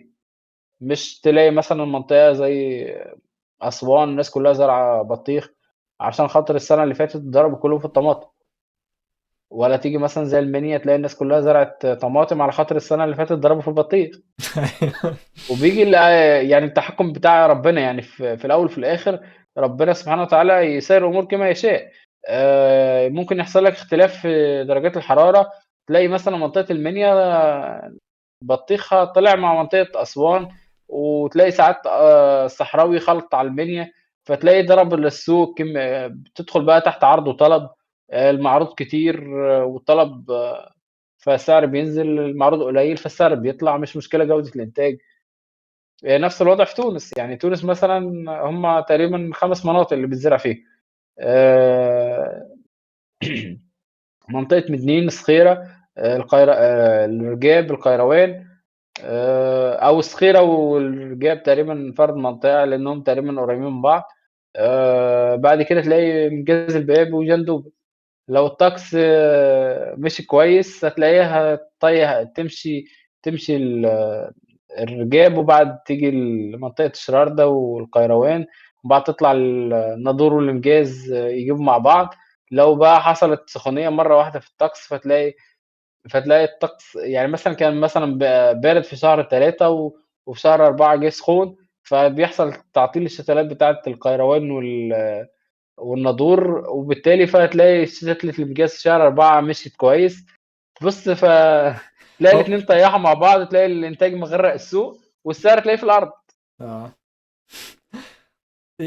يعني وطبيعة تونس الجبلية أكيد بتساعد شوية في يعني التنوع يعني مثلا البلد دي هتفلح البلد دي لأ، لكن في مصر نوعا ما يعني لو زرعة باظت بتبوظ على البلد كلها تقريبا يعني. ولا أنت شايف إيه؟ ما تقارنش تونس بمصر بالنسبة لعدد السكان 10 أضعاف. مصر 10 أضعاف تونس، أيوه. فما فيش مقارنة. مصر فيها مَيّة من نهر النيل، أمّا تونس اعتمادها المَيّة الكلّي على مَيّة زي ما قُلت لك على مَيّة الآبار أو مَيّة السدود. أيوه. بييجي تقريبًا مناطق معيّنة يقول لك أنا مش هادّي مَيّة للسقي السنة دي من المنطقة دي. اه. طيب لما تونس مثلًا منظمة في حوار الطماطم، يعني زراعة الطماطم والفلفل فيها تنظيم كبير جدًا. يعني بيوزعوا كوتا تقريبًا زراعة مثلا تعاقدية. نعم؟ بي... زراعة بي... تعاقدية، يعني مثلًا بييجي المعامل يتفقوا مع المشاتل إن أنا هاخد مثلًا فرضًا 10.000.000 شتلة، 20.000.000 شتلة، 40.000.000 شتلة، هاوزّعهم مثلًا على الفلاحة بتوعي، وبناءً عليه فهاخد الإنتاج أصنّعه. المعمل هيدّي كمبيالة أو هيدّي شيك للمزارع، المزارع ياخد الشيك هيدفعه للمشتل يخلّص المشتل.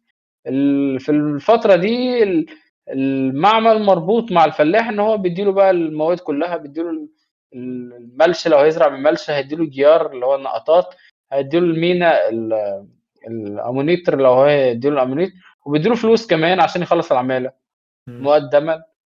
وساعة الجمع بيجيب له العدّايات لحد الأرض ويلِم المحصول ويخلص ويعبّيه العمالة في بمعنى عربية إن زي هو عربية الرملة في يديهم مصر كده. مرتباتهم يعني عشان ممكن حد يفهم يخلص على العمالة دي اللي هو يدّي له فلوس يمشّي الإنتاج يعني. أيوه أيوه بالأخص لو مزارعين كبار، عشان يضمن أيوه إن هو يدّي له الإنتاج بتاعه. أيوه.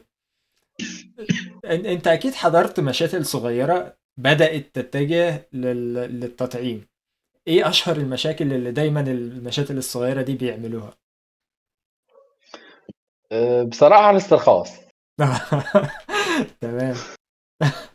يعني مثلًا أبسط حاجة إن هو تلاقي مَشتل صغير مش قادر مثلًا إن هو يعمل تدفئة، فبيزرع شتلات ويقول لك إن شاء الله ربنا يسهّل وعلى ربنا ونعم بالله. بس أنت في حاجة، في نقطة نمو، في درجة حرارة معيّنة لازمها هي نقطة البداية بالنسبة مثلًا فرضًا للقرعيات، لإن هي أكتر حاجة بتطعم في مصر.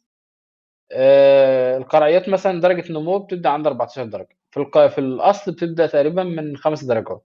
مم. فلو أنا مثلًا ما وفّرتش درجة حرارة 14 درجة، النبات مش هينمو معايا. تيجي بقى تلاقي الشتلة صفرا، تيجي تلاقي الشتلة ضاربها البوتورايتس، هتيجي تلاقي الشتلة ما التحمتش، دي كلّها درجات حرارة. أنت مش عارف توفّر تدفئة مثلًا لمرحلة التطعيم، الأصناف قبل التطعيم وساعة التطعيم، فبالتالي أنت مش هتاخد نتيجة كويسة. مم. هتحاول بقى توفّر شوية، فتمشي تخلّط بقى البيتموس بتاعك بالكوكو بيت. إمم. فالكوكو بيت ما فيهوش غذا، مش هيمِد الشتلة بالغذا بتاعها. في فرق مثلًا بين إن أنت تطعّم ببيتموس نوار اللي هو الأسمر، اللي هو البلاك، وفي فرق إن أنت تطعّم بكوكو بيت ما فيهوش حاجة خالص أو بيتموس أبيض. كمان ممكن يكون تمام. في ملح يعني صوديوم، يعني الموضوع خاطر نسبة الأملاح طبعًا اللي هو هتتنقل، تبقى حوالين الجذر، تتنقل للأرض مع الفلاح. إمم. آمم، أنا من رأيي لو هتشتغل حاجة تشتغلها صح. سلام، هتقول كلامك لي سليم. مثلًا أنا مشتل صغير وما عنديش القدرة مثلًا. طب ما أنت هتشتغل تلاقيه شاري مثلًا شتلات تلاقيه شاري بذرة بالآجل، وشاري بيتموس بالآجل، وشاري يعني مدّية للدنيا كلّها، وتلاقي في الآخر مدّي الشتلات للفلاح مدّيها له بالآجل، أو واخد عليه 30% مثلًا. آه. فهو ده اللي بيغرّق الموضوع يعني. آه. فاختيار المكان الكبير بحيث إن أنت يبقى عندك مرجع لمّا ترجع له. تتأكد تمامًا، تمامًا، تمامًا إن هو بيطعّم على أصول، ما عندهاش تأثير مثلًا على الصنف، ما عندهاش تأثير على حجم الثمرة مثلًا، أو إن هي مثلًا هتكمّل معاك السيكل. ما تيجيش في الآخر تلاقي شتلة البطيخ شايلة تقريبًا 40 كيلو ثمرة والأصل ما عادش قادر يضخ. أيوه. تمام. أو مثلًا شتلة البطيخة أنت مطعّم مثلًا على كانتالوب، والكانتالوب ده مش شايل إنتاج كتير، وأنت زارع مطعّم لي على أصل قوي، فتلاقي البطيخة بقت تشقّق. آه. طبعًا أيوه. دي بيدخل فيها معاملات إن أنت بيدخل فيها بقى معاملات إن أنت مثلًا ممكن تلاقي فلاح ييجي يقول لك أنا هاسيب البوتاسيوم للآخر وهادّيه قبل إيه، قبل الجمع عشان يرفع لي نسبة الحلاوة. ماشي. طب ما أنت هتحط إن أنت هتخلّي القشرة بتاعة الثمرة من برّه إن هي تتصلّب، ما عادش عندها القدرة إن هي تتنفخ، أيوه. أو إن هي تقبل الضخ بتاع الماء. أيوه. فأبسط حاجة القشرة صلبة يابسة مع ضخ الماء بتاع البورتجريف بتاع الأصل تلاقيها اتطرشقت. أيوه. طب كلّها توازنات، وكلّها حاجات لازمها حد يكون فاهم وعنده خبرة. يعني حتى البني آدم لو هيتعلّم يتعلّم في كمية صغيرة. صحيح. ودي يعني موضوع الاسترخاص ده يعتبر يعني من أشهر الحاجات اللي بنشوفها وبنسمع عنها كتير. بس أكيد أنت مثلا حضرت فشل مشروع، بس كانت حاجة يعني غير متوقعة، حاجة كده يعني ما سمعناش عنها أو ما كانش حد شايفها، مثلا يعني الراجل عنده خبرة واشتغل كل حاجة صح وبتاع، بس حصل حاجة ما كانتش متوقعة. ممكن تحكي لنا عن حاجة زي كده؟ تمام. بس خلّي الباشمهندس علي فايد يسألنا. آآ تمام. يعني المهندس علي من أفضل الشخصيات في مصر، وعندهم مشتل كبير جدًا. ماشي. فأكيد هيسأل حاجة مهمة جدًا. تمام. بالنسبة للمشتل حضرته فعلًا عنده مشكلة، حاجة غير متوقعة، إن هو عنده مشكلة في التعقيم. تمام. اللي هو أبسط حاجة اه عنده مشكلة في التعقيم. اللي هو يقول لك انا ماشي ما زي ما عندوش الكتاب اهتمام بيقول بالنضافة. وبتاع، بس تيجي في الآخر تلاقيه بيلم الكليبس اللي طايح من البنات ويعاود يغسله بالمَيّة ويشتغل بيه على طول. اه. طب فين التعقيم في الموضوع؟ ينوب ربي معناتها ربنا يسهّل. ايوه. بجد والله شُفت كوارث، كوارث. ايوه. والحاجات دي كمان يعني يعني لما يجي مثلا يقول لك يا باشمهندس انا عندي مشكله او كده، الحاجات دي مش هتعرف تشوفها وانت في بلد تانية او انت في مكان تاني او على النت او كده. الحاجات دي لازم حد يروح ويقعد كام يوم يبص الدنيا ماشيه ازاي ويشوف الحاجة يعني، لان هو لما يكلمك مش هيقول لك انا بلم الكليبسات من على الارض يعني. هي والله صدّقني في ساعات يعني مثلًا حتى لمّا نطلع زيارات لفلاح، تلاقي الفلاح ييجي مثلًا يقول لك والله أنا خدت منّكم شتلة والشتلة ماتت. طيب يا حاج أنت عملت لها إيه؟ ما عملتش حاجة. طب أنت رشيتها بإيه؟ ما رشيتش حاجة. طب أنت داويتها بإيه؟ داويتها بالأدوية كلّها وعملت لها اللي اتعمل كلّه وما نجحتش. طب ادّيني طيب الأدوية، لا ما أعرفش. طب ساعدني طيب، ما فيش. وفي الآخر هتلاقي مثلًا إن هو مثلًا حد قال له على خلطة خلّط مبيد حشري مع مبيد فطري يغطّس الشتلات فيه، فيمشي عمك الحاج يغطّس الشتلة كلّها. يغطّس الشتلة كلّها بالصينية بالشتلة من ساسها لراسها، ايوه. وفي نفس الوقت ياخد الشتلة يزرعها. فتركيز المبيد العالي اللي هو حاطّه على الشتلة بيحرق النباتات. ايوه. والله صدقني انا شفت ناس الجذر سليم سليم ابيض، مم. والشتله من فوق ما فيش، من كتر الرش اللي من بترش كتر عليه. اللي هو عمله يعني اه. تلاقي مثلا ساعات يزرع الشتله عطشانه. طب يا حاج ارويها الاول وبعدين بزرعها. مم. حاجات كتيره يعني لو هتتكلم في السلبيات او مثلا في الاخطاء اللي الناس وارد تقع فيها، في حاجات كتيره، في حاجات كتيره جدا يعني. مم. خلينا نعمل شوية نصايح كده للشباب اللي لسه متخرجين. قول لنا حاجة انت كنت تتمنى لو كنت تعرفها اول ما انت بدأت تشتغل، بدأت يعني نزلت برجلك الشغل. استنى بس هات السؤال اه. بتاع باشمهندس علي. ما هي أخطر وأهم مراحل التطعيم وسبل الوقاية من المشاكل التي تواجه المنتجين للشتلات المطعومة منذ التطعيم حتى الخروج من الحضانة؟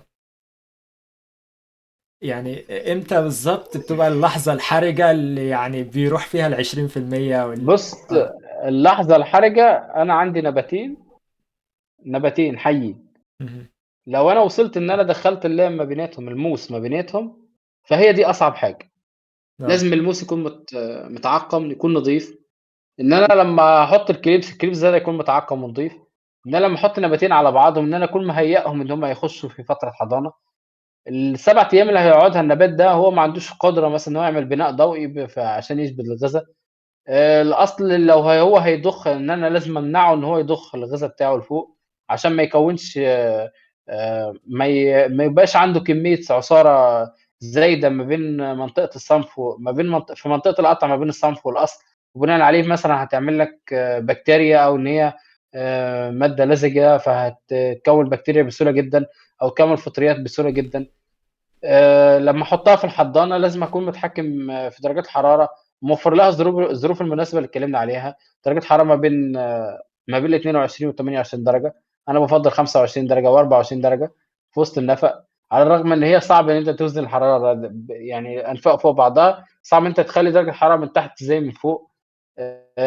بالنسبه للانفاق الارضي، تحكم في الرطوبه، لما تنقصها شويه شويه. دي ناس كتيره بتقع فيها، ان هي تلاقي الشتله في الحضانه كويسه جدا، مم. منظرها يفرح، ما بسم الله ما شاء الله ما فيش ولا غلطه.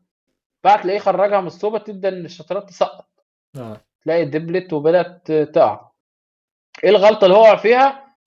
ما حاولش يأقلمها، ما وفرلهاش مثلا درجه حراره قريبه من درجه 25، تلاقيه مخرجها من 25 ولا 24 درجه، حاططها في صوبه يا اما في الشتاء فيها 10 درجات ولا 12 درجه في الليل، وما ياخدش باله منها. والا مثلا في النهار في الصيف تلاقي حاططها في صوبه فيها 35 40 درجه. ايوه. انا كنت في مصر بوصل ان انا بخلي الترطيب شغال 24، يعني 24 ساعه بقى، من الشتل تخرج شغاله على طول. ايوه. وفي سؤال كمان: ما هي مسافات زراعة الشمام المطعوم وكيفية التغلب على تكلفة عدد الشتلات الكبير للشمام في الفدان مقارنة بعدد شتلات البطيخ اللي بتكون أقل في بص يا العدد باشمهندس، الفدان احنا واحد؟ بنزرع في الهكتار 2000 ونص ل 3000. واغلب الاراضي في تونس بيبقى بالنسبه للبطيخ، اللي هو بالنسبه للشمام، في الغالب بتلاقي مزروع فيها زيتون، فهو بيكره حساب المسافات البينيه، فبيزرعوا 3000 نبات على الهكتار. يعني خلينا كل نقولها نبته ليها 3 متر. بالفدان برضه عشان اللي ما يعرفوش الهكتار. هو صعب، مش آه، مشكلة. بص استنى لحظة، هو بيزرع في مصر بيزرعوا 1000 نبتة، 1000 نبتة دلاع في الفدان. ايوه. تمام. البطيخ الشمام بيبقى أكتر شوية، حاجة بسيطة معناتها 1200، يمكن 1200 تقريبا 1200. ايوه. ده في البدري، في العادي ما بيزرعوش، يعني في العادي بيزرع من 5000 ل 6000 في الهكتار. ايوه. بس بس يعني ان انت تعمل العدد الكبير ده علشان تقلل تكلفتك، يعني بتعمل حاجة مختلفة مثلا عن لما تزرع طماطم او حاجة تانية؟ لا بالعكس، ده انت في الطماطم مثلا بتزرع في الهكتار، بتزرع تقريبا في الارض العاديه 36000. مم. ده لو هزرع مثلا في طماطم بتاع تصنيع. لو هزرع طماطم استهلاك المائده بتزرع تقريبا 17000 نبته، ايوه. تقريبا نص الكميه، مثلا من 15 ل 17000 على حسب الصنف. ايوه. هو بص، قوة الصنف بيتحكم في، يعني عنده هو اللاعب الرئيسي في الموضوع كله. إذا كان الصنف ده مثلا سيمي ديترمينية مع متوسط محدودية النمو، تقريبا كده بالعربي يعني. فهو بتحاول تسيب له مساحة أكتر بحيث إن هو يديك ثمار أفضل، يكون في تهوية. لأن أنت كل حباية هتيجي طرية، أو إن أنت مش هتوصل لها الشمس أو مش هتستوي، لازم الثمرة كلها تستوي مع بعضها. مم. بالعكس مثلا مع البطيخ أنت النبات بسم الله ما شاء الله بيمد. ايوه. بطيخ مثلا أنت بتزرع كل نبتة ليها 4 متر في المطعوم. مم. في سؤال بيقول كم المسافة من كل شتلة وشتلة، كم سنتي في الشمام؟ بنزرع على متر و20 و3 متر بين الخط والخط. متر و20 على النقاط و3 متر بين الخط والخط.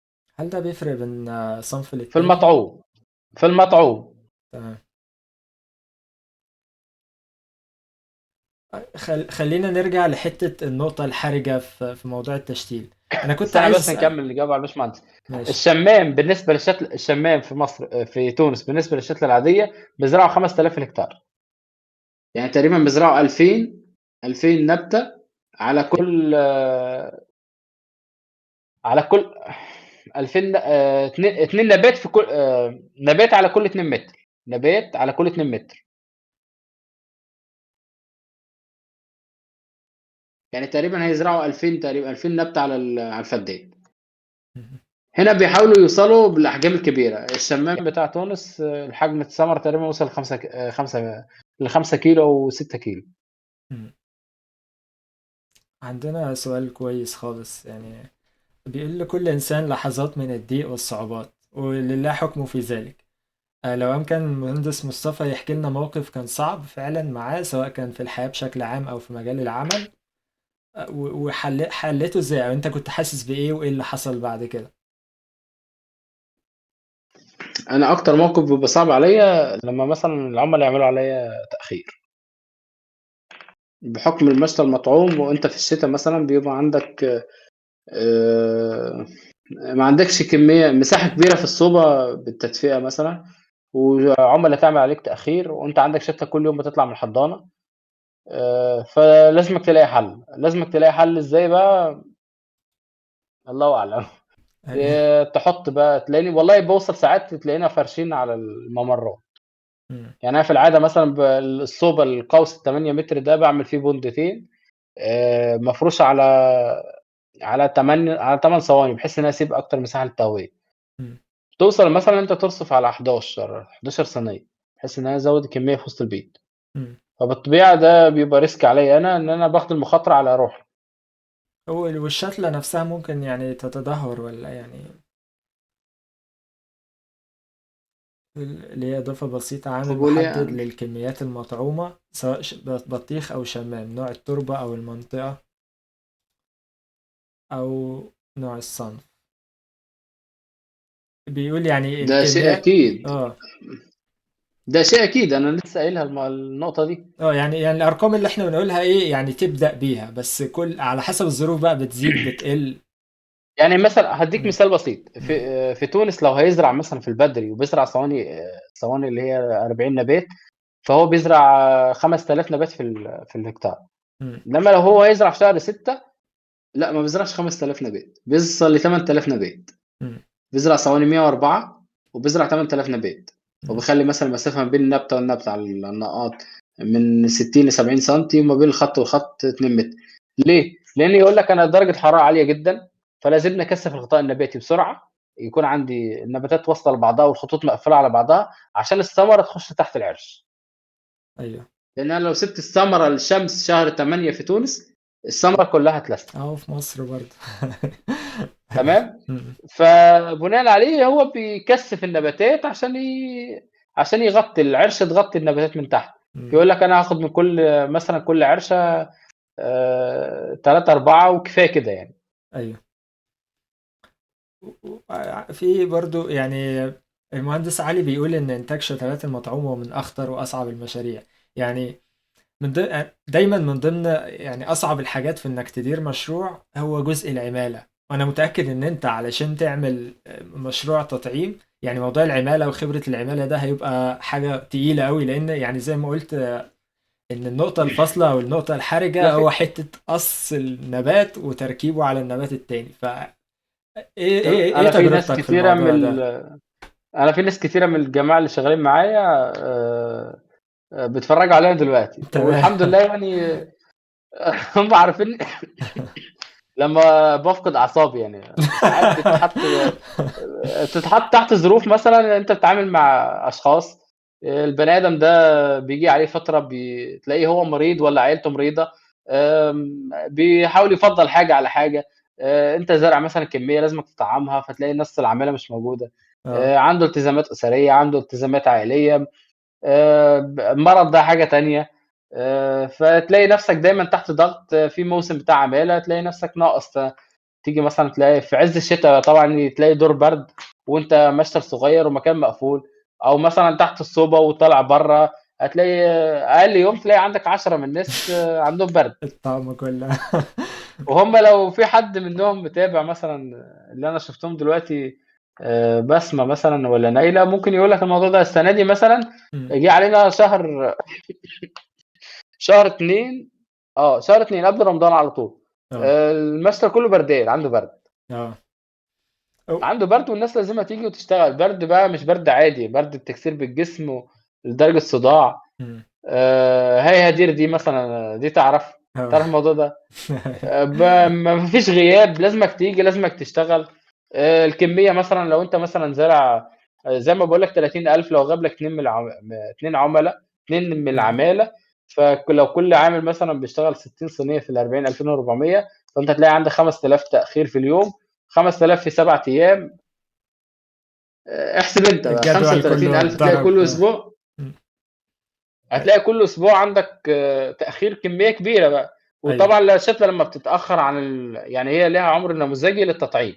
ايوه. لو أنت اتأخرت عليه إن أنت تطعّمه، فأنت هتخش في مشاكل تانية. هتلاقي مثلًا أنت بدأت تسحب عليها التسميد عشان ما تفورش في الحجم، فهتلاقي إن الشتلة بدأت تصفر. طب هتيجي ترجعها تاني قبل التطعيم، ما ينفعش تطعمها وهي صفرا، لازمك تسمّدها قبل التطعيم، فتلاقيها ممكن مثلًا تدخّلها في stress. ساعات والله بيحصل معايا مثلًا مواقف إن عطّش، عطّش، عطّش، تيجي في الآخر تلاقي الشتلة الورق الفلقي بتاعها اصفر واتحرق. مم. ولازمك تتعامل معاها بقى، مش هينفع ترميها ده يعني. فلوس، فلوس. في شغلانات يعني العمالة ما بتعمرش فيها، بيجوا يشتغلوا كام شهر أو سنة أو سنة ونص وبعدين يقول لك سلام عليكم، الشغلانة مش بتاعتي. هل شغلانة التطعيم العمالة بتقعد فيها بتطول فيها ولا بيزهقوا ويمشوا على طول؟ والله هو إحنا الجماعة اللي شغالين معانا الحمد لله واخدين حقهم تالت ومتلت، تمام. زيهم زي الإدارة بالضبط. أجازات وبونيس مثلًا لو اكتبوا هيشتغل لنا في حاجة زي التعليقات دي. الكلام ده عن صحيح ولا لا، عايزين. آه، تمام. أجازات مرضي، أجازات عادية، وبييجي عليهم الصيف، موسم وبيعدّي، وبعد كده بييجي في الصيف بقى قبل فترة طماطم، مم. تلاقيني ميعادهم بقى إجباري، كل واحد ياخد أسبوع كده يروّح عن نَفْسه، وبعدين نتقابل بقى في الموسم التاني يعني، جميل. في فترة طماطم يعني. جميل. وهل لما انت بتضطر تجيب حد جديد هل تدريبه بيكون صعب؟ يعني بتحاول بقى، يعني بتجيب واحد تلاقيه مش نافع عندي حد بتمشيه وتجيب متكلّف. غيره؟ مش كل يعني مثلًا زي ما قُلت لك، أنا لو شغّال معايا 60 واحد، اللي يتعلّموا التطعيم مثلًا هتلاقيهم 20. مم. يعني لو كل سَنة كسبت 2 حرّيف التطعيم، مم. أنت تسمى عامل حاجة كويسة. ايوه. وفي ظروفي أنا بالنسبة للشركة اللي أنا فيها، خاطر هي العمالة هنا كلّها تقريبًا متثبّتة يعني، بعقد وأمورها واضحة. مش سهل جدًا إن أنت تبدّل عمالة، مش ايوه. سهلة خالص. مم. فبيبقى الأحسن إن أنت يعني تديهم حقهم وزيادة بحيث تحاول كله يبقى مبسوط. أيوه. تحاول تتعامل بالموجود وتضبّط أمورك يعني. أيوه. خلينا كلام يعني. باشمهندس محمود صح والله. اه. أنا 10 شهور ما بتبقاش مش بني آدم. مم. أنا باروّح البيت عشان أنام، عشان أصحى الصبح أروح الشغل. مم. فمطلوب منّي وأنا في الليل إن أنا هانسّق مثلًا لو عندي بكرة 5 عربيات، فلازمني ال5 عربيات دُولة أبقى أعمل لهم برامج، بحيث لمّا أروح الصبح أبقى عارف كل واحد رايح فين. ولو اه. في موسم مثلًا زي شهر 3 والّا شهر شهر 3 بالنسبة لشهر 3 تلاقي الناس مثلًا باعتة لك على الواتساب، وأنت بقى يعني مثلًا أنا عوّدتهم مثلًا إن هم العُملا يبعتوا لي على الواتساب، ف ايوه. بيبعتوا لي على الواتساب كل واحد وهو عايز إيه، عايز شكل كذا وكذا وكذا، مم. والمفروض إن أنا أرُد الناس كلّها، والمفروض إن أنت ما ينفعش تدّي واحد بس، بالأخص اللي هم تلاقيهم 4 والّا 5 في نفس المكان. اه. ما ينفعش تدّي ده وتسيب ده، فلازمك تدّي الناس كلّها كل واحد شوية، شوية، تبدأ تحسّس الناس كلّها إن هي أهمية، لأ أنا عندي مشكلة مثلًا أصل العربيات، أصل الروتار، أصل مش عارف إيه، بالأخص مثلًا عندك عجز مثلًا في الشتلات أو الناس طالبة إن هي تزوّد كمية أنت مش عامل حسابها، ايوه. ولو عندك روتار مثلًا في البذرة اللي جاتك، فدي كلّها مشاكل أنت مثلًا في غنى عنّها يعني. يعني لو انت دلوقتي عارف اللي انت عارفه ده ورجع بيك الزمن للأول خالص أول ما اتخرجت، كنت هتمشي نفس السكة برضو؟ والله أنا باحب المشتل، يعني سبحان الله أنت راحة نفسية لمّا تزرع بذرة وتتفرّج عليها وهي بتكبر. أنا وضعي من 5 سنين لمّا كنا بنزرع ما مش زي دلوقتي، مش زي دلوقتي خالص، يعني تشغّل ماكينة مثلًا عشان تزرع، إحنا بسم الله ما شاء الله المنبت اللي إحنا فيه تقريبًا بنشتغل 300 مليون شتلة في السنة، منّهم 3.5 من 3.5 ل4 مليون شتلة مطعومة.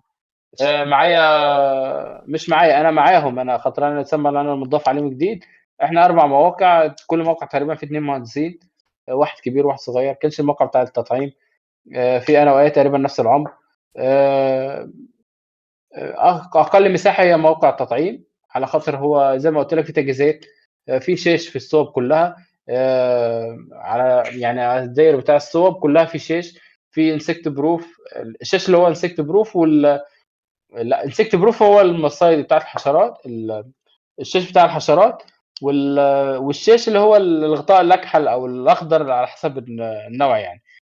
آمم فيها تدفئة، لإن أنت بتشتغل في الشتا، في عز الشتا، مش مهم بقى ما لا يعني النبتة سبحان الله مش مهمتها إن هي درجة الحرارة برّه 3 والّا 4 والّا -1، هي لازمها درجة حرارة أقل حاجة 15 حتى في 25 درجة، فأنت لازمك توفّرها بقى، سواء بقى الدفاية تشتغل ساعة في الليل، ساعتين، هتشتغل 8 ساعات، والله ساعات بنروّح الساعة 16:00 وباسيب الدفاية شغّالة لعند الساعة 16:00 لعند تاني يوم الصبح، تيجي مثلًا تلاقي دفاية واحدة مثلًا مستهلكة جاز بتاع 700 لتر في الليل، فكلّها مم. تكلفة، ايوه.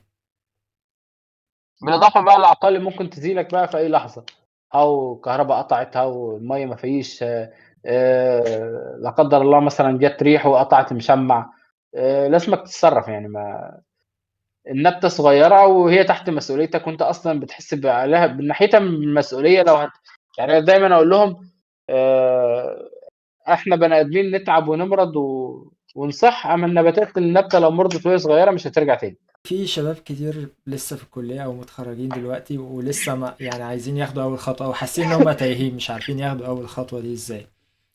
عندك نصيحة ليهم؟ هل المفروض مثلا؟ بُص اتفضل. بُص هي مشكلة كلية الزراعة أو هي الميزة في كلية الزراعة إن هي تقريبًا تخصصات كتير جدًا، كل تخصص بيبقى فيه جواه 4، 5 تخصصات دقيقة، يعني مثلًا أبسط مثال في البساتين، أنت مثلًا ممكن تتخصص في العنب، محصول واحد بس، مم. أنا كنت و دايما وتزيد بقول. تتخصص تاني في اه. التقليم مثلًا، مم. لو أنت مثلًا هتتخصص في المانجا، تلاقي واحد تخصصه مانجا. مم. زي مثلًا تخصُّص في المشاتل، فأنت حاول تدوّر على الحاجة اللي هتلاقي راحتك فيها. تمام. هو انا الصراحه يعني اللي بيسالني انا كنت بقول ان ما تربطش نفسك بمجال معين، يعني ما تتخرجش تقول لا انا عايز مثلا اشتغل في العنب مثلا، فمش هقدم الا على شغلانات عنب، هو ده اللي انا عايزه. ايه رايك في الكلام ده؟ لأ، أنا هاقول لك جرّب وخُد خبرة الأول، يعني مثلًا حاول تنزل تدريب 10، 15 يوم. أنا والله وصلت إن أنا مثلًا في المعمل في الأول كنت باروح زي ما قُلت لك شغّال عامل، يعني أنا فرضت نفسي على الراجل قُلت له: "أنا هاجي أشتغل معاك." قال لي: "تمام." آخر يوم قُلت له: "أنا مروّح." قال لي: "طَب استنى خُد أجرك." قُلت له: "أنا مش متفاهم معاك على الأجر." يعني شوف الموضوع بييجي إزاي. مم. قال لي: "لأ، أنت لازمك أنت اشتغلت واشتغلت بضمير فلازمًا نخالفك." بس. صحيح. لمّا لقيت إن أنا مش لاقي روحي في الموضوع دوّة، على الرغم إن في زميلي يعني الباشمهندس ممدوح كمّل معايا واشتغل في المعمل بعد منّي، بعد ما أنا سافرت ابتدينا سوا، وحاليًا هو حَل معمل لوحده وبسم الله ما شاء الله يعني ربنا مسهّل له أموره. ايوه.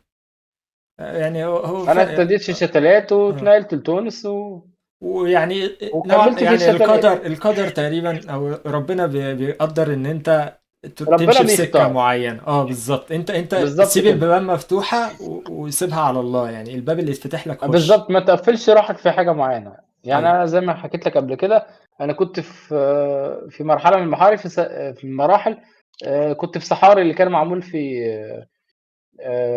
القريه الذكيه تقريبا اللي في اكتوبر، حاجه زي كده. اه ده اللي هو كان اول. كان اول مره اه. انا رحت، ما فيش شركه ما خدتش الايميل بتاعهم وبعت لهم السي في بتاعي اللي هو مش مكتوب فيه حاجه اصلا. ايوه. مهندس زراعي خريج بساتين الزقازيق. عملت تدريب لاند سكيب مع الدكتور محمد عبد القادر، وعامل تدريب بتاع زراعه انسجه، وبس كده. وكنت شغال قبل كده مثلا ان انا مثلا كنت شغال في مصنع بيعمل كراسي، وقبلها كنت شغال في معمل في محل بيعمل منتجات الالبان. بس هذا اللي عندي كتبته، ربنا بيسهل يعني. في بقى يعني على العكس، المهندسين الصغيرين لسه في الكلية ولسه متخرجين، في عندنا زمايلنا واساتذتنا المهندسين الكبار، برضو لو عندك كلمة ليهم او نصيحة ليهم، او لو انت عايز منهم حاجة. بالنسبه للناس الكبيره، والله احنا يعني لما حد يسألك على حاجة بالله جاوبه، لأن أنت ممكن تكون القشة اللي هو متعلق فيها. أنا حصل لي مرة وقعت في مشكلة هنا وما كنتش عارف تشخيص المرض اللي أنا عندي إيه. صدقني الناس اللي أنا متوقع إن هي ممكن أبعت لها رسالة وتجاوبني عملت سين وطفتها. والناس تانية يعني زيها زي معناتها، ما يحاول يجتهد معاك. طب انت عملت كذا، طب انت عملت كذا، طب بص، طب ربنا يستهرها، طب ربنا يسهرها، طب مش عارف ايه. يعني مثلا انا افتكر مره عندي صوبه كامله فيها بطيخ، والله العظيم كلها مرضت بسبب ان العامل في شهر تقريبا شهر واحد، اخر شهر واحد، صبوا له الفلوس، فهم مشي عشان يسحب الفلوس بتاعه من البنك، فنزل البلاستيك بتاع البيت الساعه 12 الظهر يا ساتر يا رب. في شهر واحد، هي الدنيا بارده. اه بس اما لما سخن الشمس. الطقس، لما طلعت الشمس وسخنت الشمس، وصل درجه الحراره وسط البيت تقريبا ل 45 درجه. وبتبيع يوميها، هو طبعا اكيد راوي والدنيا مرويه، فبص بعدها بيومين ثلاثه الاقي النباتات كلها الورقه الفلقيه اللي تحت بدات تصفر وبدات تقع، بدات تصفر وبدات تقع. عايزين ما نعرف يعني خليتش حد ما ايه، يعني سالتوش. ايه الورقة الفلكية، يعني ده معناه ايه او ايه اللي الورقه حصل؟ الفلقيه دي هي اول حاجه بتطلع في النبات بعد الشعير الجذريه والساق. دي اسمها الورقتين اللي بيبقوا مقابلين بعضهم، دول اسمهم الورقتين الفلقيتين. مهم. لما وبعد تصفر كده بقى ده بيبدأ معناه يطلع ايه؟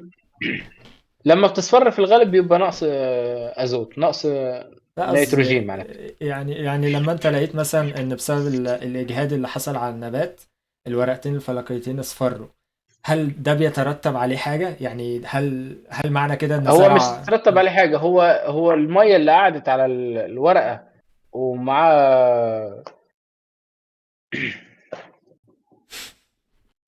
يقول لك عملتش فيه تقرير.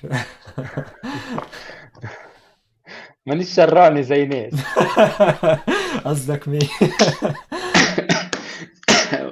المهندسة مروة زميلتنا وتخدم معايا، هي المسؤولة عن باقي الموقع اللي أنا فيه، وهي تسمى ماسكة أكبر جزء في الشركة، بينتج شتلات. يعني تحت إيديها أكبر عدد من البيوت تقريبا، 4 أضعاف. يعني هي تقريبا عندي 6 وهي عندها الباقي بتاع البيوت تقريبا حكاية 25 ولا 24، هي تصحح لي.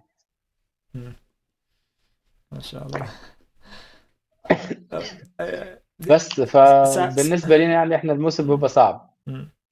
ساعات لما لو حد مثلا سألني ان هو عنده مشكلة او كده، انا يعني انا نيتي ان انا اساعد على قد ما اقدر، بس ساعات تمام. بيبقى صعب ان انت تشوف المشكلة من صورة مثلا او من وصف او كده، يعني حاجة مثلا زي الكليبسات اللي بتتلم من على الارض دي ومبوظة الدنيا. لو المهندس ده مثلا بعت لك قال لك يا باشمهندس انا عندي مشكلة، وقال لك انا بعمل ايه وصور لك وكل حاجة، غالبا مش هتعرف تقول ايوه بسبب انك عملت كده، لانه مش هيقول لك كده. والله بص، انا انت بتاخد معاه الموضوع من البدايه، واحد اتنين تلاته، انت عملت ايه وسويت ايه، ايه التسميد بتاعك، مهم. إيه البياج بتاعك عامل ايه، مم. تحليل الميه عامل ايه. ايوه. في حاجات يعني مثلا ما ينفعش احكيها لانها زملاء، فما احسش ان هو يقول انت بتشهر بتفضحنا. بيا او حاجه زي كده يعني.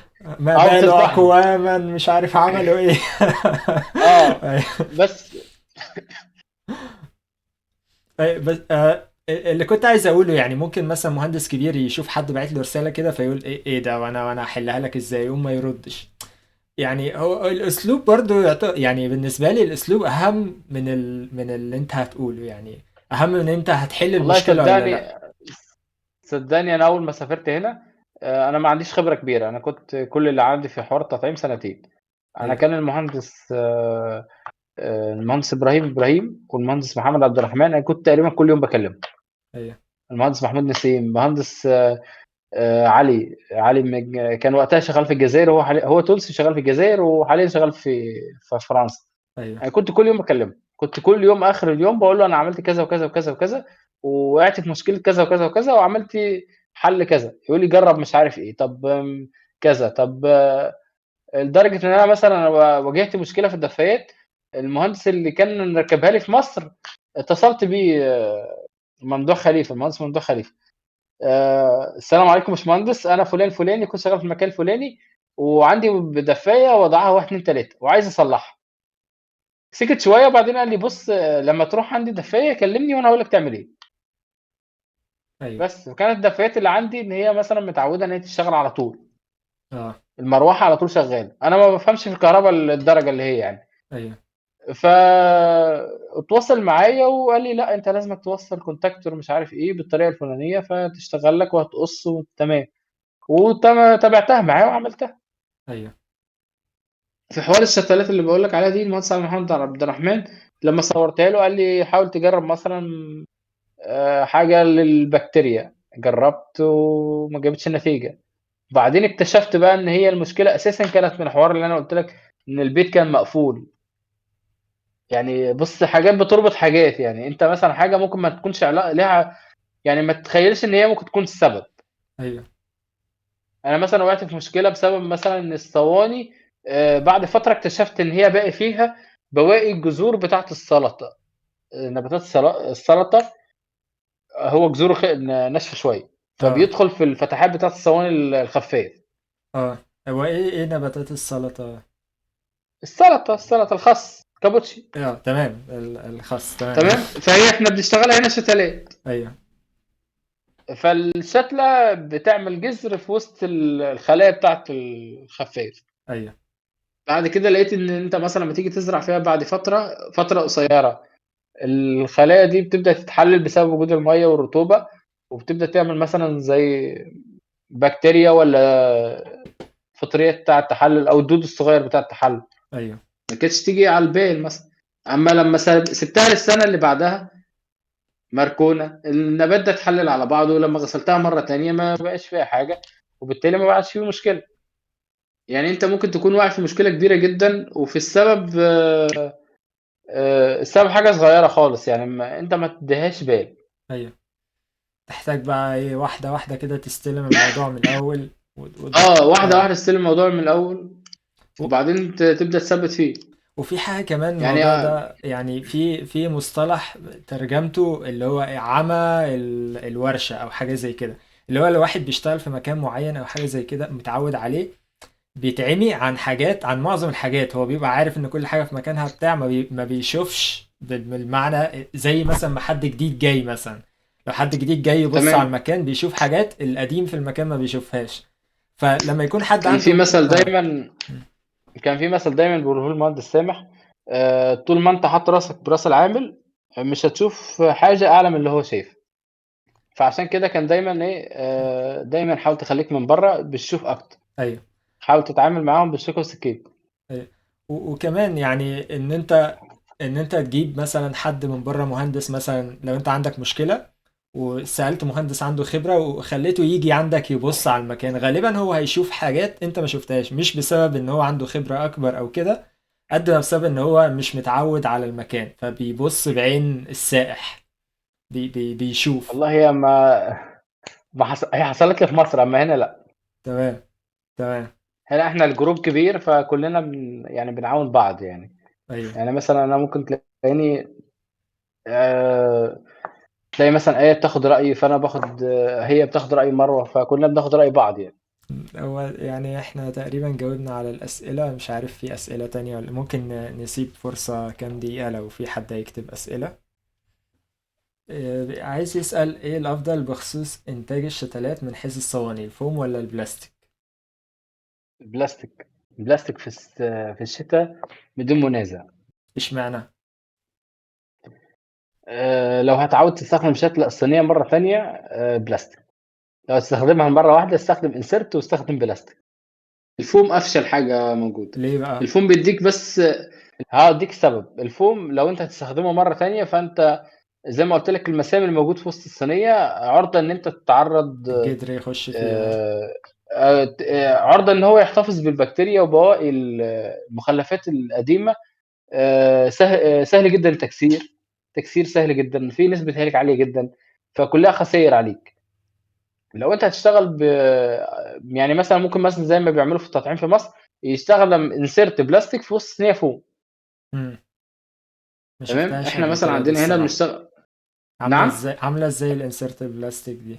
الانسيرت ده هو زي جيتابل معناتها، زي آم، علبة خفيفة خالص خالص يعني، صينية بس خفيفة. تمام. تمام. يعني كأنها صينية بلastيك بس بس بتتفرد في قلب خفيفة. الفوم. تمام. بتتفرد في قلب الفوم، فبتشتغل فيها وبعد كده بتسلمها للعميل. ممكن تسلم انسيرت لوحده، وممكن تسلمها الانسيرت بالصينية وبعد يرجع لك الصينية والانسيرت ياخده. ولا انت ممكن مثلا تعود تستخدمه مرة تانية. ايوه، الصينية البلاستيك بتساعدك بسبب ان هي ملسة، فبتساعدك ان هي الجذر يلف تماما. ايوه. تمام. وسهل الخفاف سهل تنظيفها، دي حاجة مفروغ منها يعني، مم. ما تحكيش فيها، انت بشوية مية وفرشة ممكن تنضفها. ايوه، يعني مثلا لو هدخل صينية بلاستيك عندي في الماكينة وادخل مقابلها صينية خفاف، لا البلاستيك بتنضف بسرعة ايوه، وبتنشف بسرعة. البلاستيك مثلا ممكن تستخدم بلاستيك بيور، اللي هو بلاستيك صافي. آه، تديك عمر اطول. لو هتستخدم بلاستيك معاود ممكن مثلا تكون عمرها اقل، اما مواصفات الشتاء اللي بتخرج منها في الشتاء مفيش مقارنة. ايوه، هي مشكلتها في الصيف ان هي بتسخن بسرعة فبتفقد المية بسرعة، فبالتالي ان هي بتخلي الشتلة تطول. ايوه. فبالصيف نلجأ ان احنا نستخدم صواني خفاف، لان حتى الصواني خفاف بتحاول تحتفظ باكتر ميه بسبب المسام الموجوده فيها.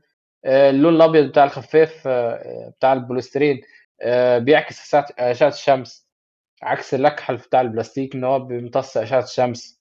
ايوه. فهي كل حاجه ليها مميزاتها وعيوبها يعني. مم. ومن اما حيث الغالبيه ان انت التكلفة مثلا. انهي مكلفة اكتر؟ لا لا طبعا البلاستيك اغلى. البلاستيك اغلى. مم. بس اه. في نفس الوقت بيعمر وقت اطول، صح؟ اه بيعيش وقت اطول. مم. عندنا سؤال من المهندس محمد بيقول أنا طالب رابعة وهبدأ مهندس بذور مع شركة. السؤال راح. لا، هو المهندس هيبدأ شغل جديد في شركة بذور وعايز نصيحة. بص، شركات البذور العشرة فيها مش دايمة. ولو هتشتغل معاهم ما تحاولش تطلع الصنف بتاعك بان انت تزم في الاصناف التانية.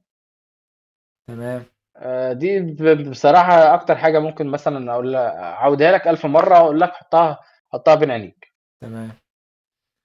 و... هتشتغل على اصناف معينة. الصنف ده ينفع ما ينفعش.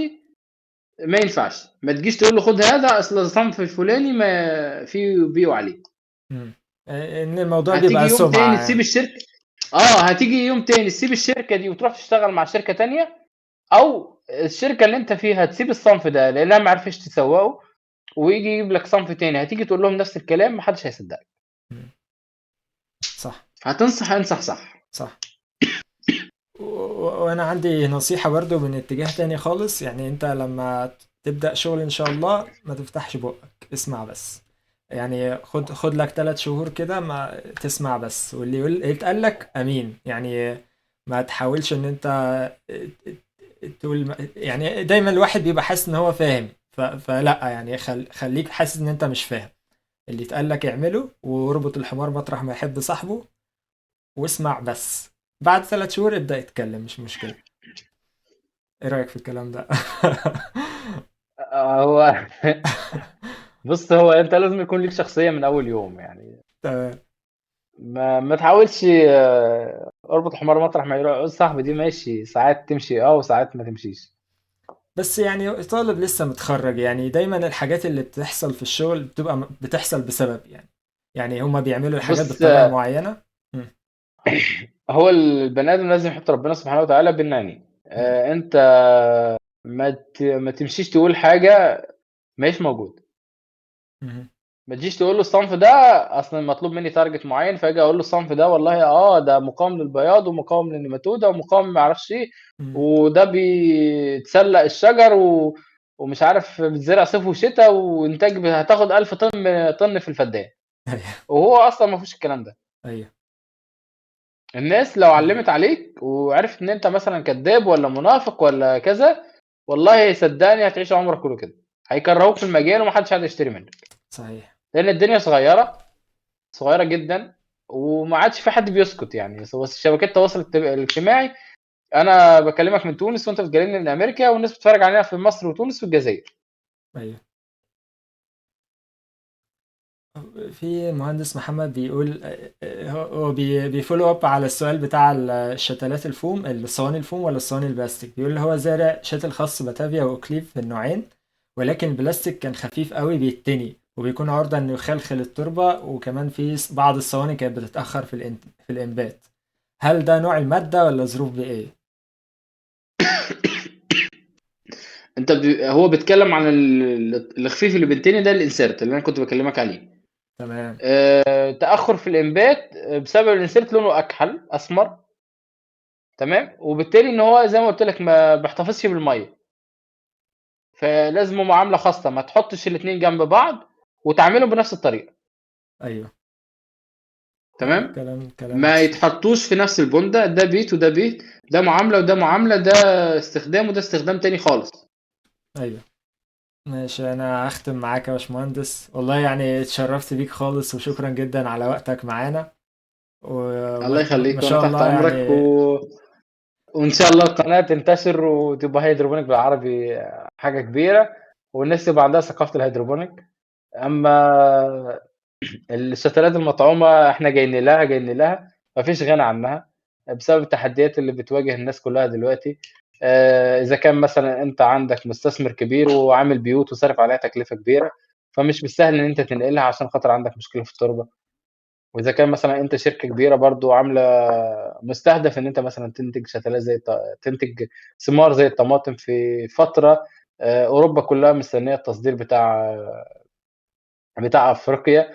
فبالتالي لازمك هتدور على مكان هتكون فيه، آه، هيكون فيه مثلا متوفر فيه الظروف المناخيه المعينه، اما لازمك تنتج بكميات كبيره عشان تطول السيكل، لان مش هينفع تزرع شهرين وبعد كده تبطل، ولا النبات ما عادش مكمل معاك، او الثمار ما وصلتش ان هي لمرحله النضج المعينه.